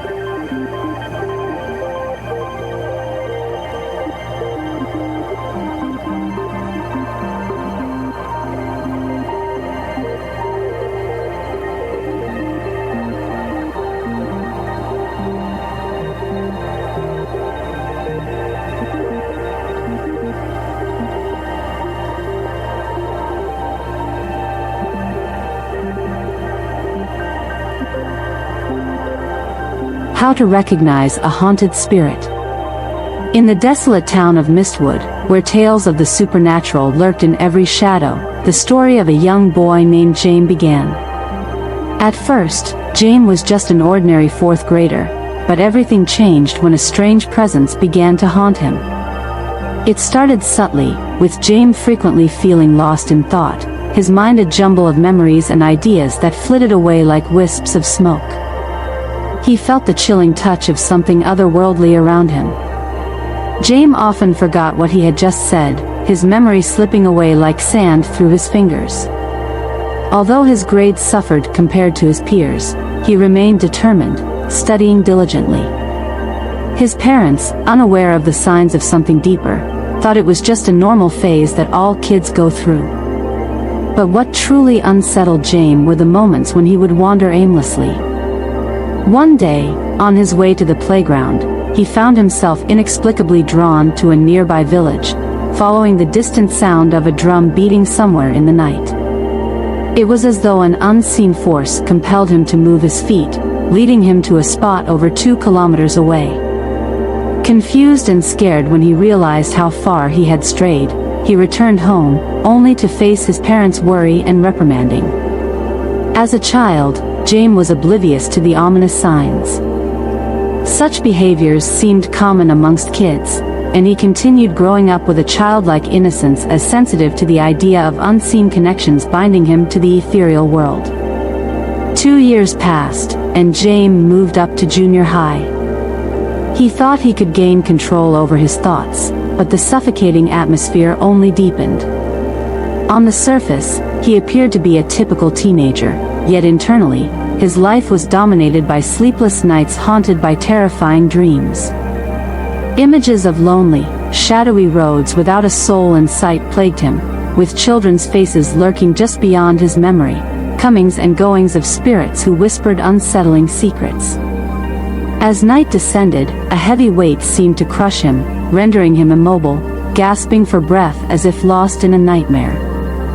The spectral sounds of the drumming echoed in his ears, a constant reminder of what lay beyond his world. James began experiencing the harrowing phenomenon of sleep paralysis, where he could neither move nor cry out, trapped in a suffocating silence and suffused with a paralyzing dread. Desperate for relief, he underwent various medical assessments, yet the results were inconclusive. Even obeying the tranquilizers prescribed by doctors did little to alleviate the mounting fear that seeped into his bones. Each morning, he woke up with deep circles under his eyes, as if he hadn't slept in days, and his aura grew dimmer.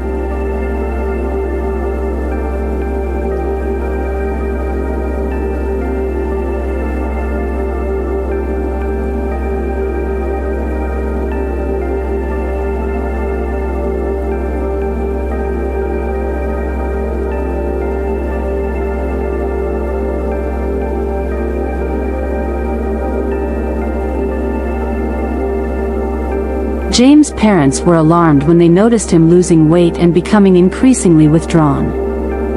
Frantic with worry, they sought the help of various doctors and spiritual healers, hoping to find a solution to what they suspected might be a mental affliction. Nothing yielded results, and it became apparent that James reached a point of utter despair.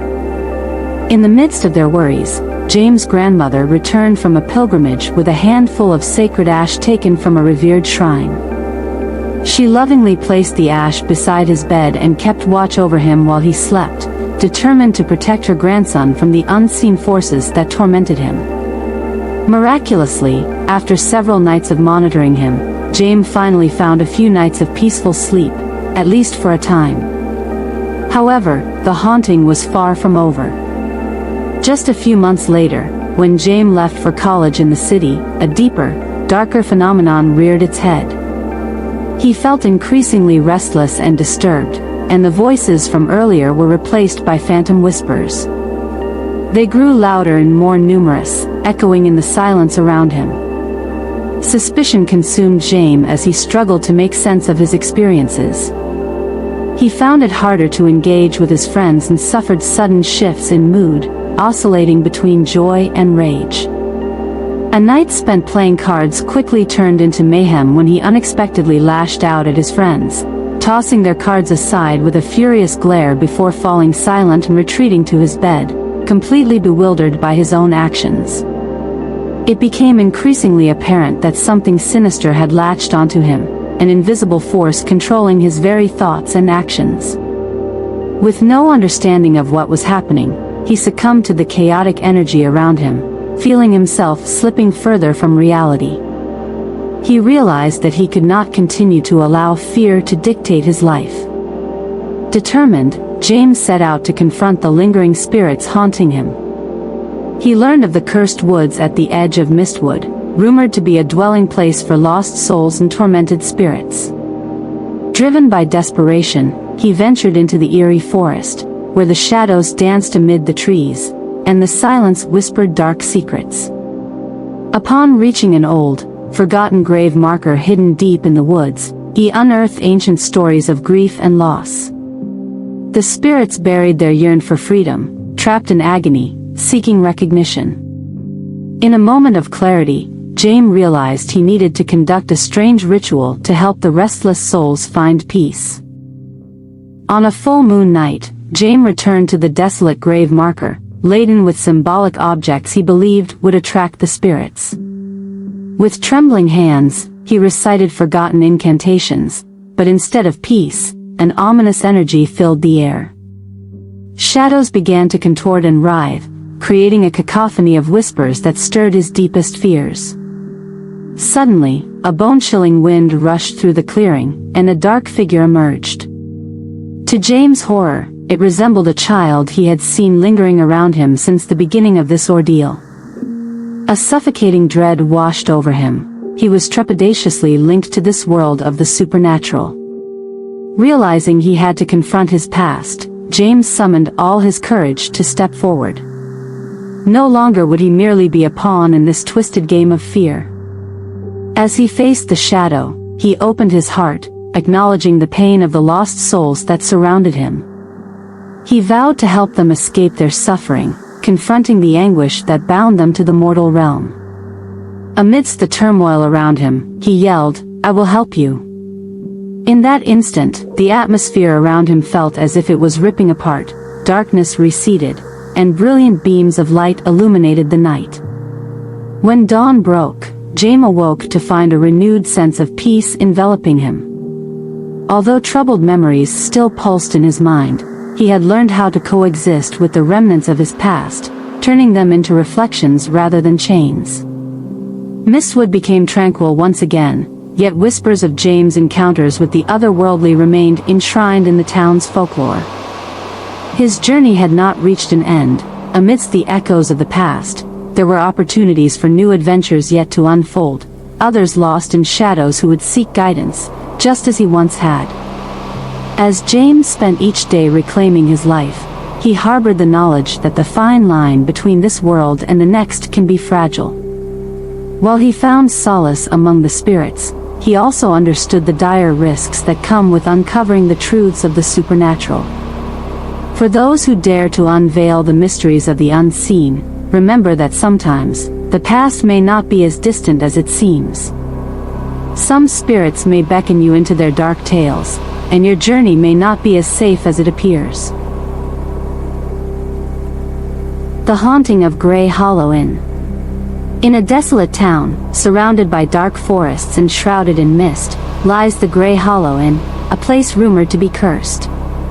This tale follows Ethan, a weary traveler who unwittingly checks into the inn, only to find himself trapped in a nightmarish scenario where the ghosts of the past roam freely. What dark secrets lie within its walls? Let us delve into this chilling story. Ethan sat on the edge of the grand balcony of the Grey Hollow Inn, nursing a steaming cup of black coffee. The bitterness stung his tongue as he savored the moment, his mind wandering into the shadows of long-forgotten memories. He could feel the tremor of anxiety flicker through him intermittently, accompanied by an almost unbearable weight on his chest.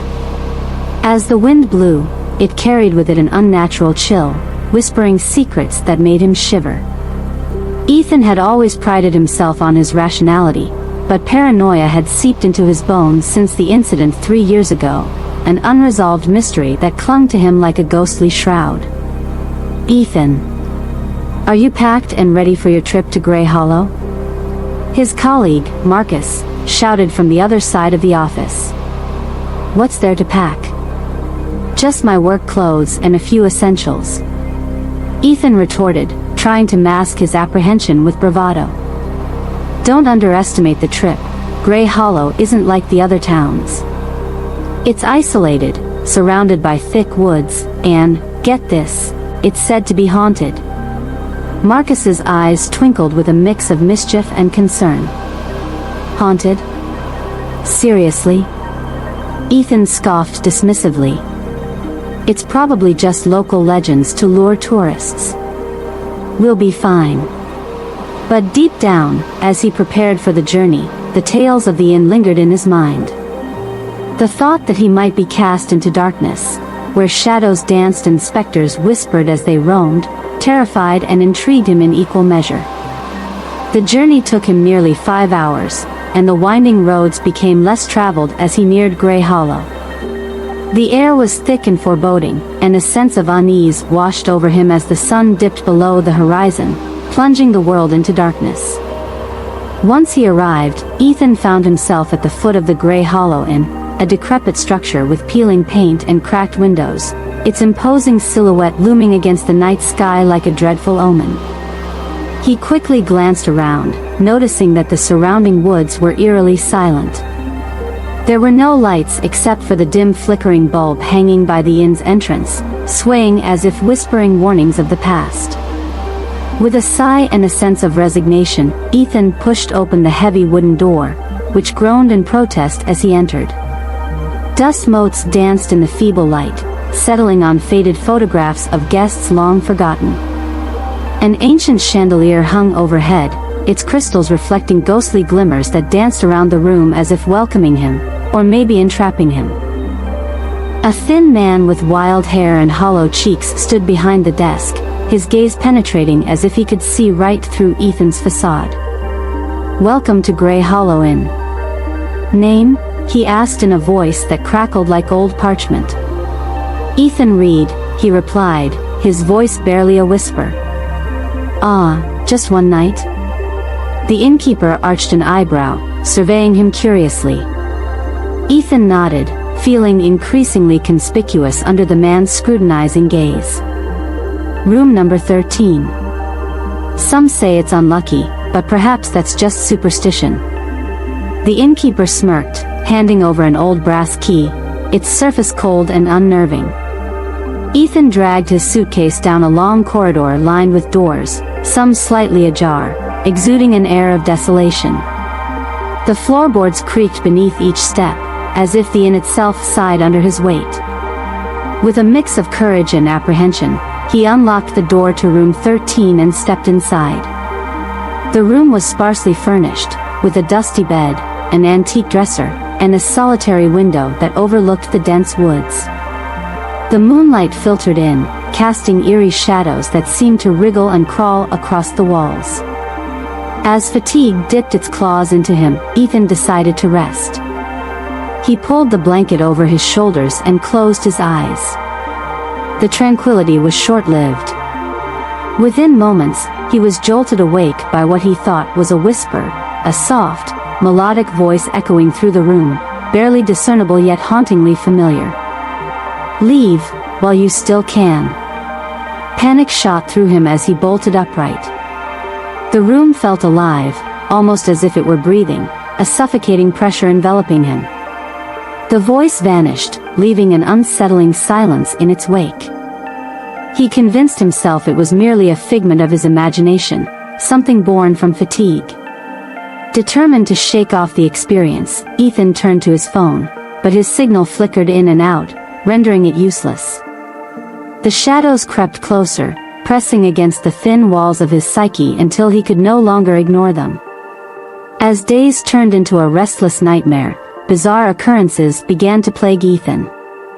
He found old letters scattered across the room, detailing past guests who mysteriously vanished, tales of shadowy figures lurking beyond the trees, and of a young woman named Lila, a former resident purported to have haunted the inn, cursed with sorrow and despair. The innkeeper, although evasive, occasionally dropped hints about Lila's tragic fate. Her love was unrequited, her spirit trapped here, he whispered to Ethan one evening as they crossed paths in the dimly lit hallway.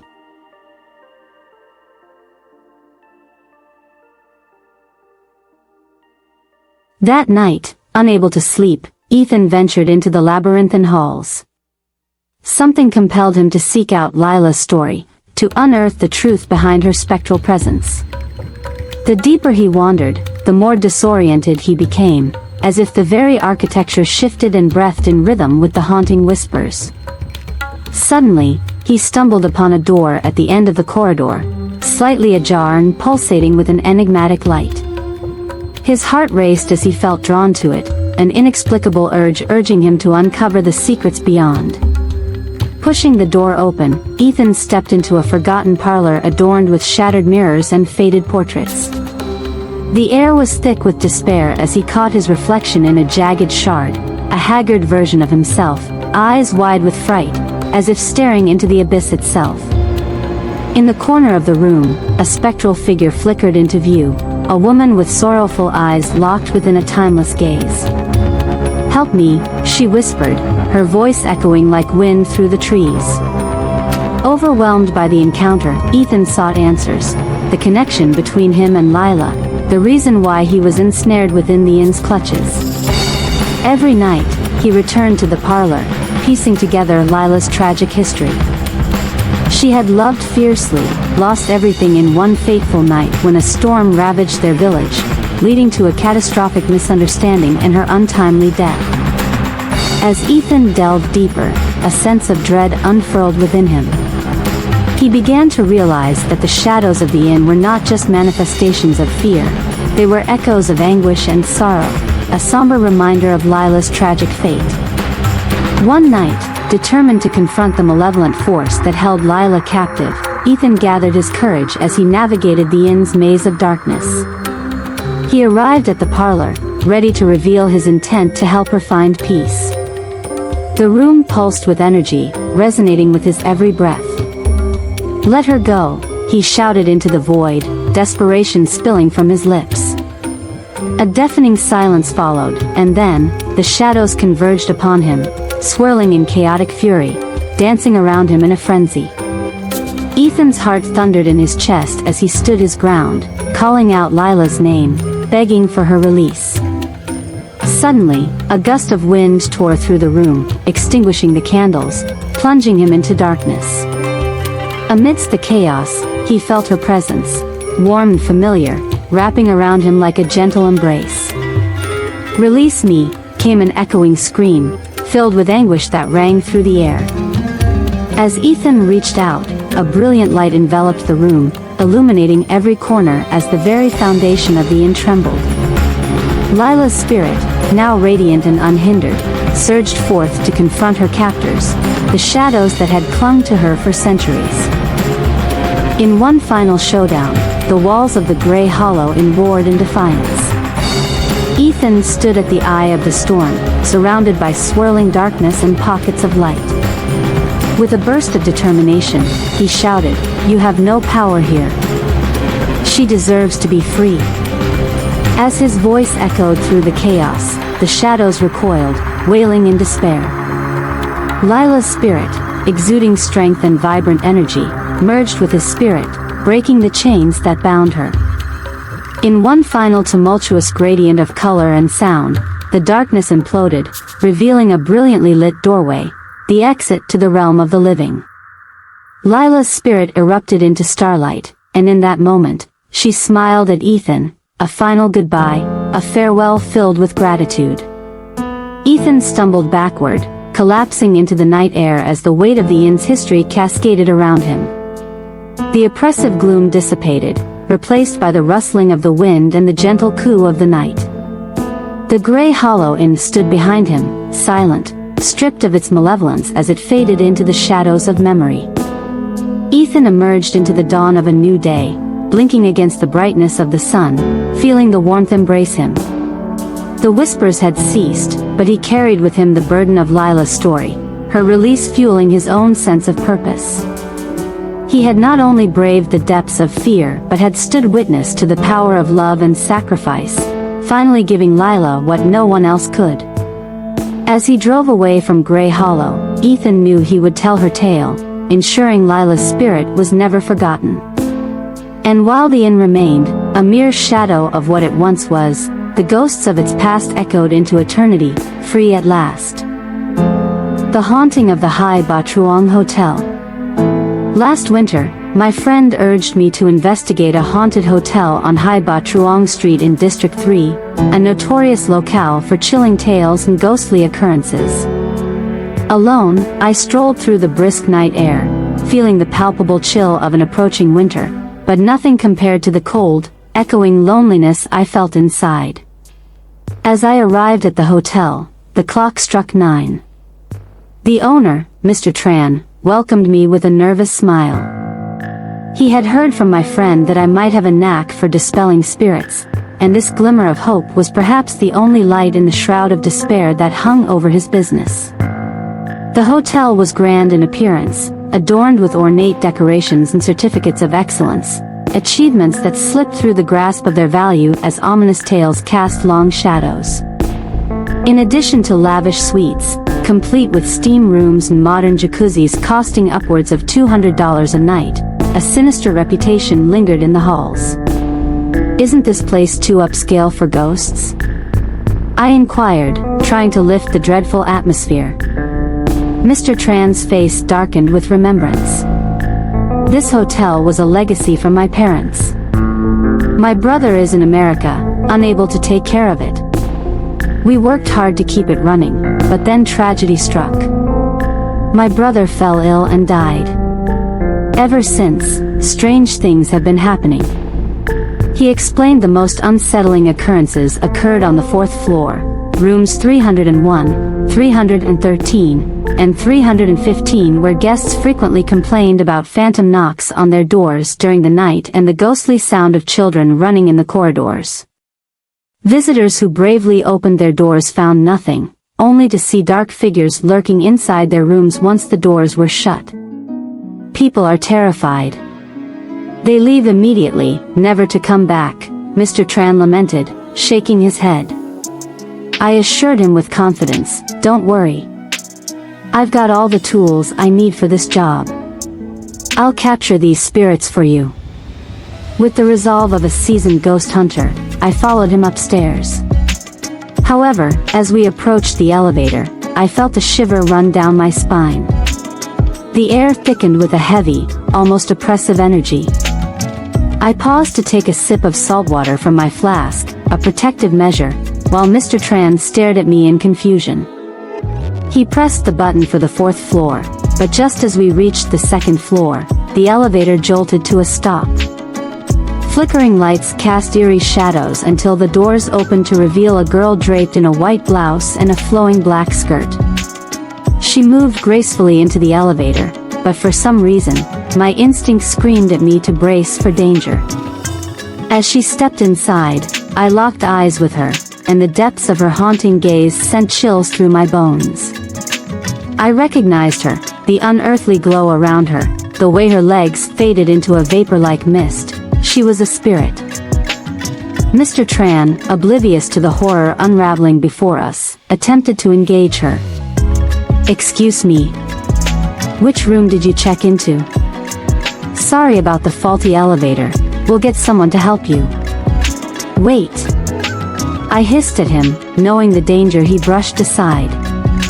I swiftly unleashed the saltwater, aimed directly at her, and to my shock, she shrieked in agony before disintegrating into a cloud of darkness. Mr. Tran stood frozen, realizing the weight of what he had witnessed. That was a ghost, wasn't it?" I saw it vanish." I nodded slowly, feeling my heart race. "The spirits you encounter here are bound to this place. We have to be careful." He blanched, suddenly realizing the full extent of his attic of horrors. "So every time I've ridden this elevator and saw someone new, it was a spirit?" I tried to reassure him. "That's why I'm here, to exorcise these entities. Once they're gone, you can reopen without fear. Think of it like a New Year's gift for your business." With newfound courage, he led me up to the daunting 4th floor. The atmosphere thickened, the air crackling with unseen energy that seemed to whisper warnings.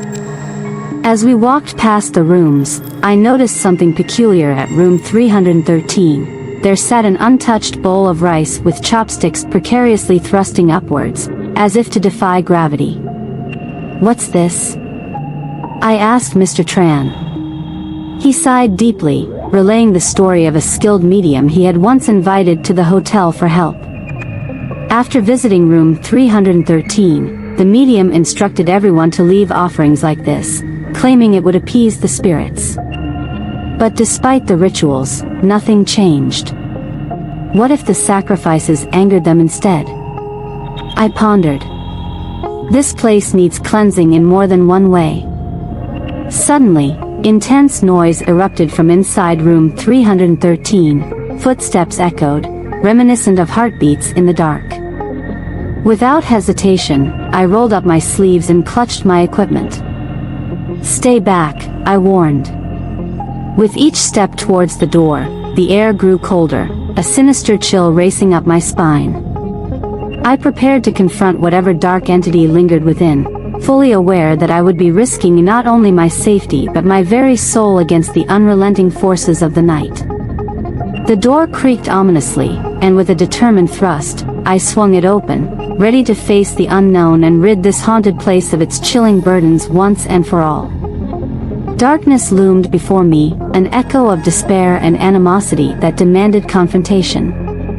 What transpired next would be a test of will against the ethereal forces that haunted the Hai Ba Truong Hotel, a battle where one could easily slip between reality and the ghostly realm, dancing upon the edge of life and death.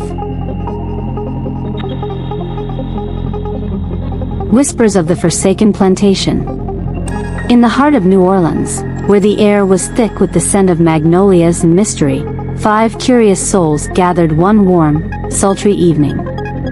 A group of young men and women, Alex, Bella, Chris, Dana, and Ethan, had heard whispers of a forsaken plantation village just outside the city limits. Legend had it that this place, known as La Maison des Esprits, claimed the status of the most haunted location in Louisiana. Eager for a thrill, they set out to unearth the truths cloaked in shadows and secrets.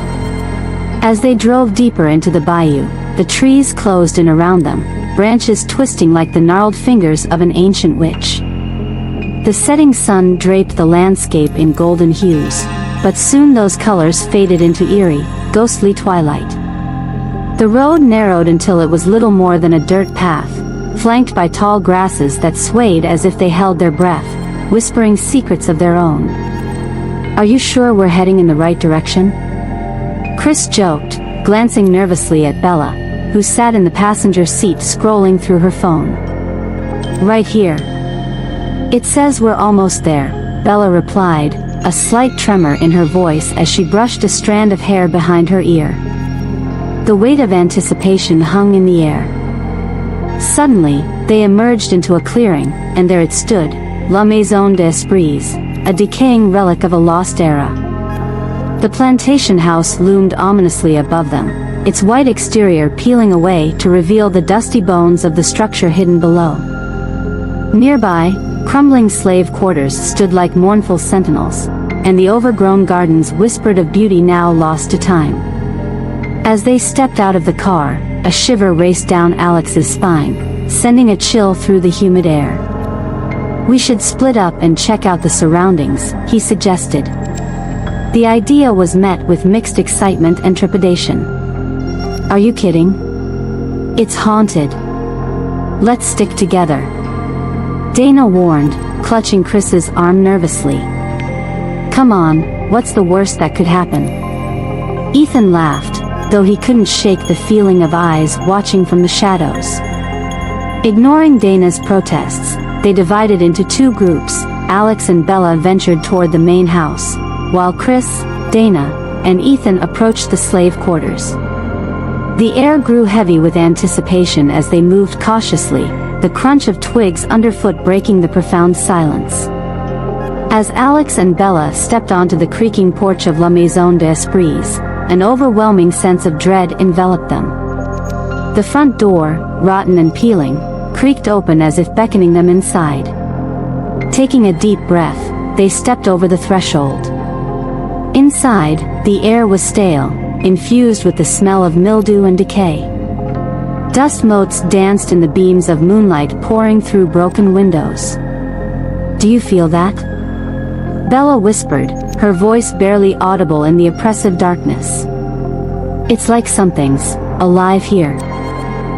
Suddenly, a low moan echoed through the halls, making their hearts race. Alex squeezed Bella's hand, a mix of fear and exhilaration coursing through him. "Let's check the upstairs," he suggested, his curiosity overcoming his fear. As they ascended the rickety staircase, the temperature dropped noticeably. A heavy silence filled the air, a feeling of being watched pressed down upon them. They stepped into a bedroom, where antique furniture sat shrouded in white sheets, figures of deathly stillness. Bella moved to a dust-covered mirror, peering into its depths. "What if we see something?" she mused, half excited, half terrified. Alex chuckled nervously, stepping closer to her when suddenly, the mirror darkened, and a pale, ghostly figure flickered into view behind them, a woman in a flowing white dress with hollow eyes that seemed to pierce through time itself. Bella gasped, her hands flying to her mouth. "Did you see that?" she screamed, spinning around, but the apparition was gone. Alex, feeling the weight of reality shift uncomfortably, quickly pulled her back.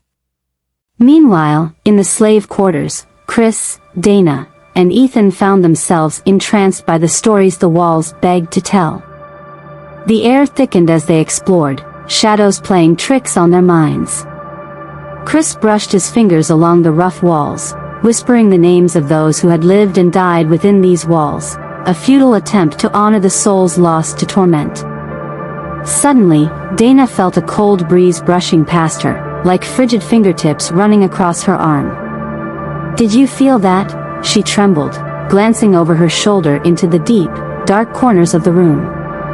Ethan approached her, trying to dismiss her fear with bravado, but even he felt the unsettling chill. "Let's keep going," he encouraged, pushing them further into the heart of the quarters, where a small chamber lay at the end of a narrow hallway. As they neared, the door creaked open slowly as though inviting them inside. Hesitantly, they stepped into the dim light, and the temperature plummeted dramatically. In the center of the room stood an old rocking chair, its wood splintered and worn. The chair began to rock back and forth of its own volition, a gentle rhythm that imitated the lullabies once sung to the children who were lost here. Chris's heart raced as he whispered, "This isn't right." Suddenly, mournful wails filled the air, echoing through the quarters. The sound was chilling, an anguished cry of sorrow that seemed to seep from the very walls. Dana covered her ears, screaming, "We need to get out of here." As they stumbled backward, the atmosphere thickened, pressing down on them. Dark shadows writhed in the corners, their forms coalescing into the images of tortured souls trapped in an eternal cycle of despair. Fleeing the room, they raced back through the hallway, each heartbeat pulsing in time with the dreadful sounds surrounding them. Back at La Maison des Esprits, Alex and Bella were frozen in place, still mesmerized by the ghostly figure that lingered in the reflections of the mirror. Her mournful gaze locked on them, an unearthly sadness radiating from her spirit. "Who are you?" Bella stammered, her voice barely audible. The figure flickered, her form shimmering like ripples in a pond. In a voice like the rustling of dry leaves, she whispered, "Release me." Alex felt a chill run down his spine. "Release you? How?" he managed to ask, but the spirit merely pointed towards a tarnished locket resting on the dusty surface of a nearby dresser. Desperate to understand, Bella reached out for the locket, her fingers trembling. The moment she touched it, a wave of memories surged through her, a torrent of pain, loss, and unfulfilled longing. She saw flashes of the plantation's history, scenes of love and tragedy unfolding before her, slaves working under the brutal sun, a woman in white crying for a lost child, betrayal woven into the fabric of the house. "Alex!" Bella shouted, pulling him close. "She wants us to free her."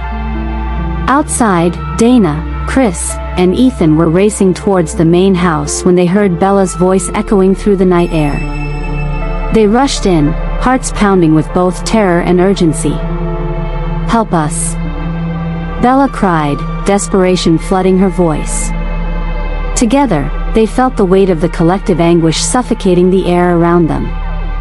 They regrouped and formed a circle around the ghostly locket. In unison, they chanted, "We release you from your pain, we set you free," their voices trembling, yet unwavering. As they spoke, the ghostly figure began to swirl around them, her form becoming more defined, glowing with an ethereal light that filled the room. A profound stillness enveloped them as the walls seemed to dim. The mournful wails transformed into a sweet, serene melody, a lullaby of peace that soothed the heavy hearts of those present. In a final explosive flash of light, the spirit brightened beyond human perception, then faded away, leaving only a soft, gentle warmth in her wake. The anguish that had seeped into the very walls of La Maison des Esprits seemed to lift, replaced by a tranquil silence that felt almost sacred.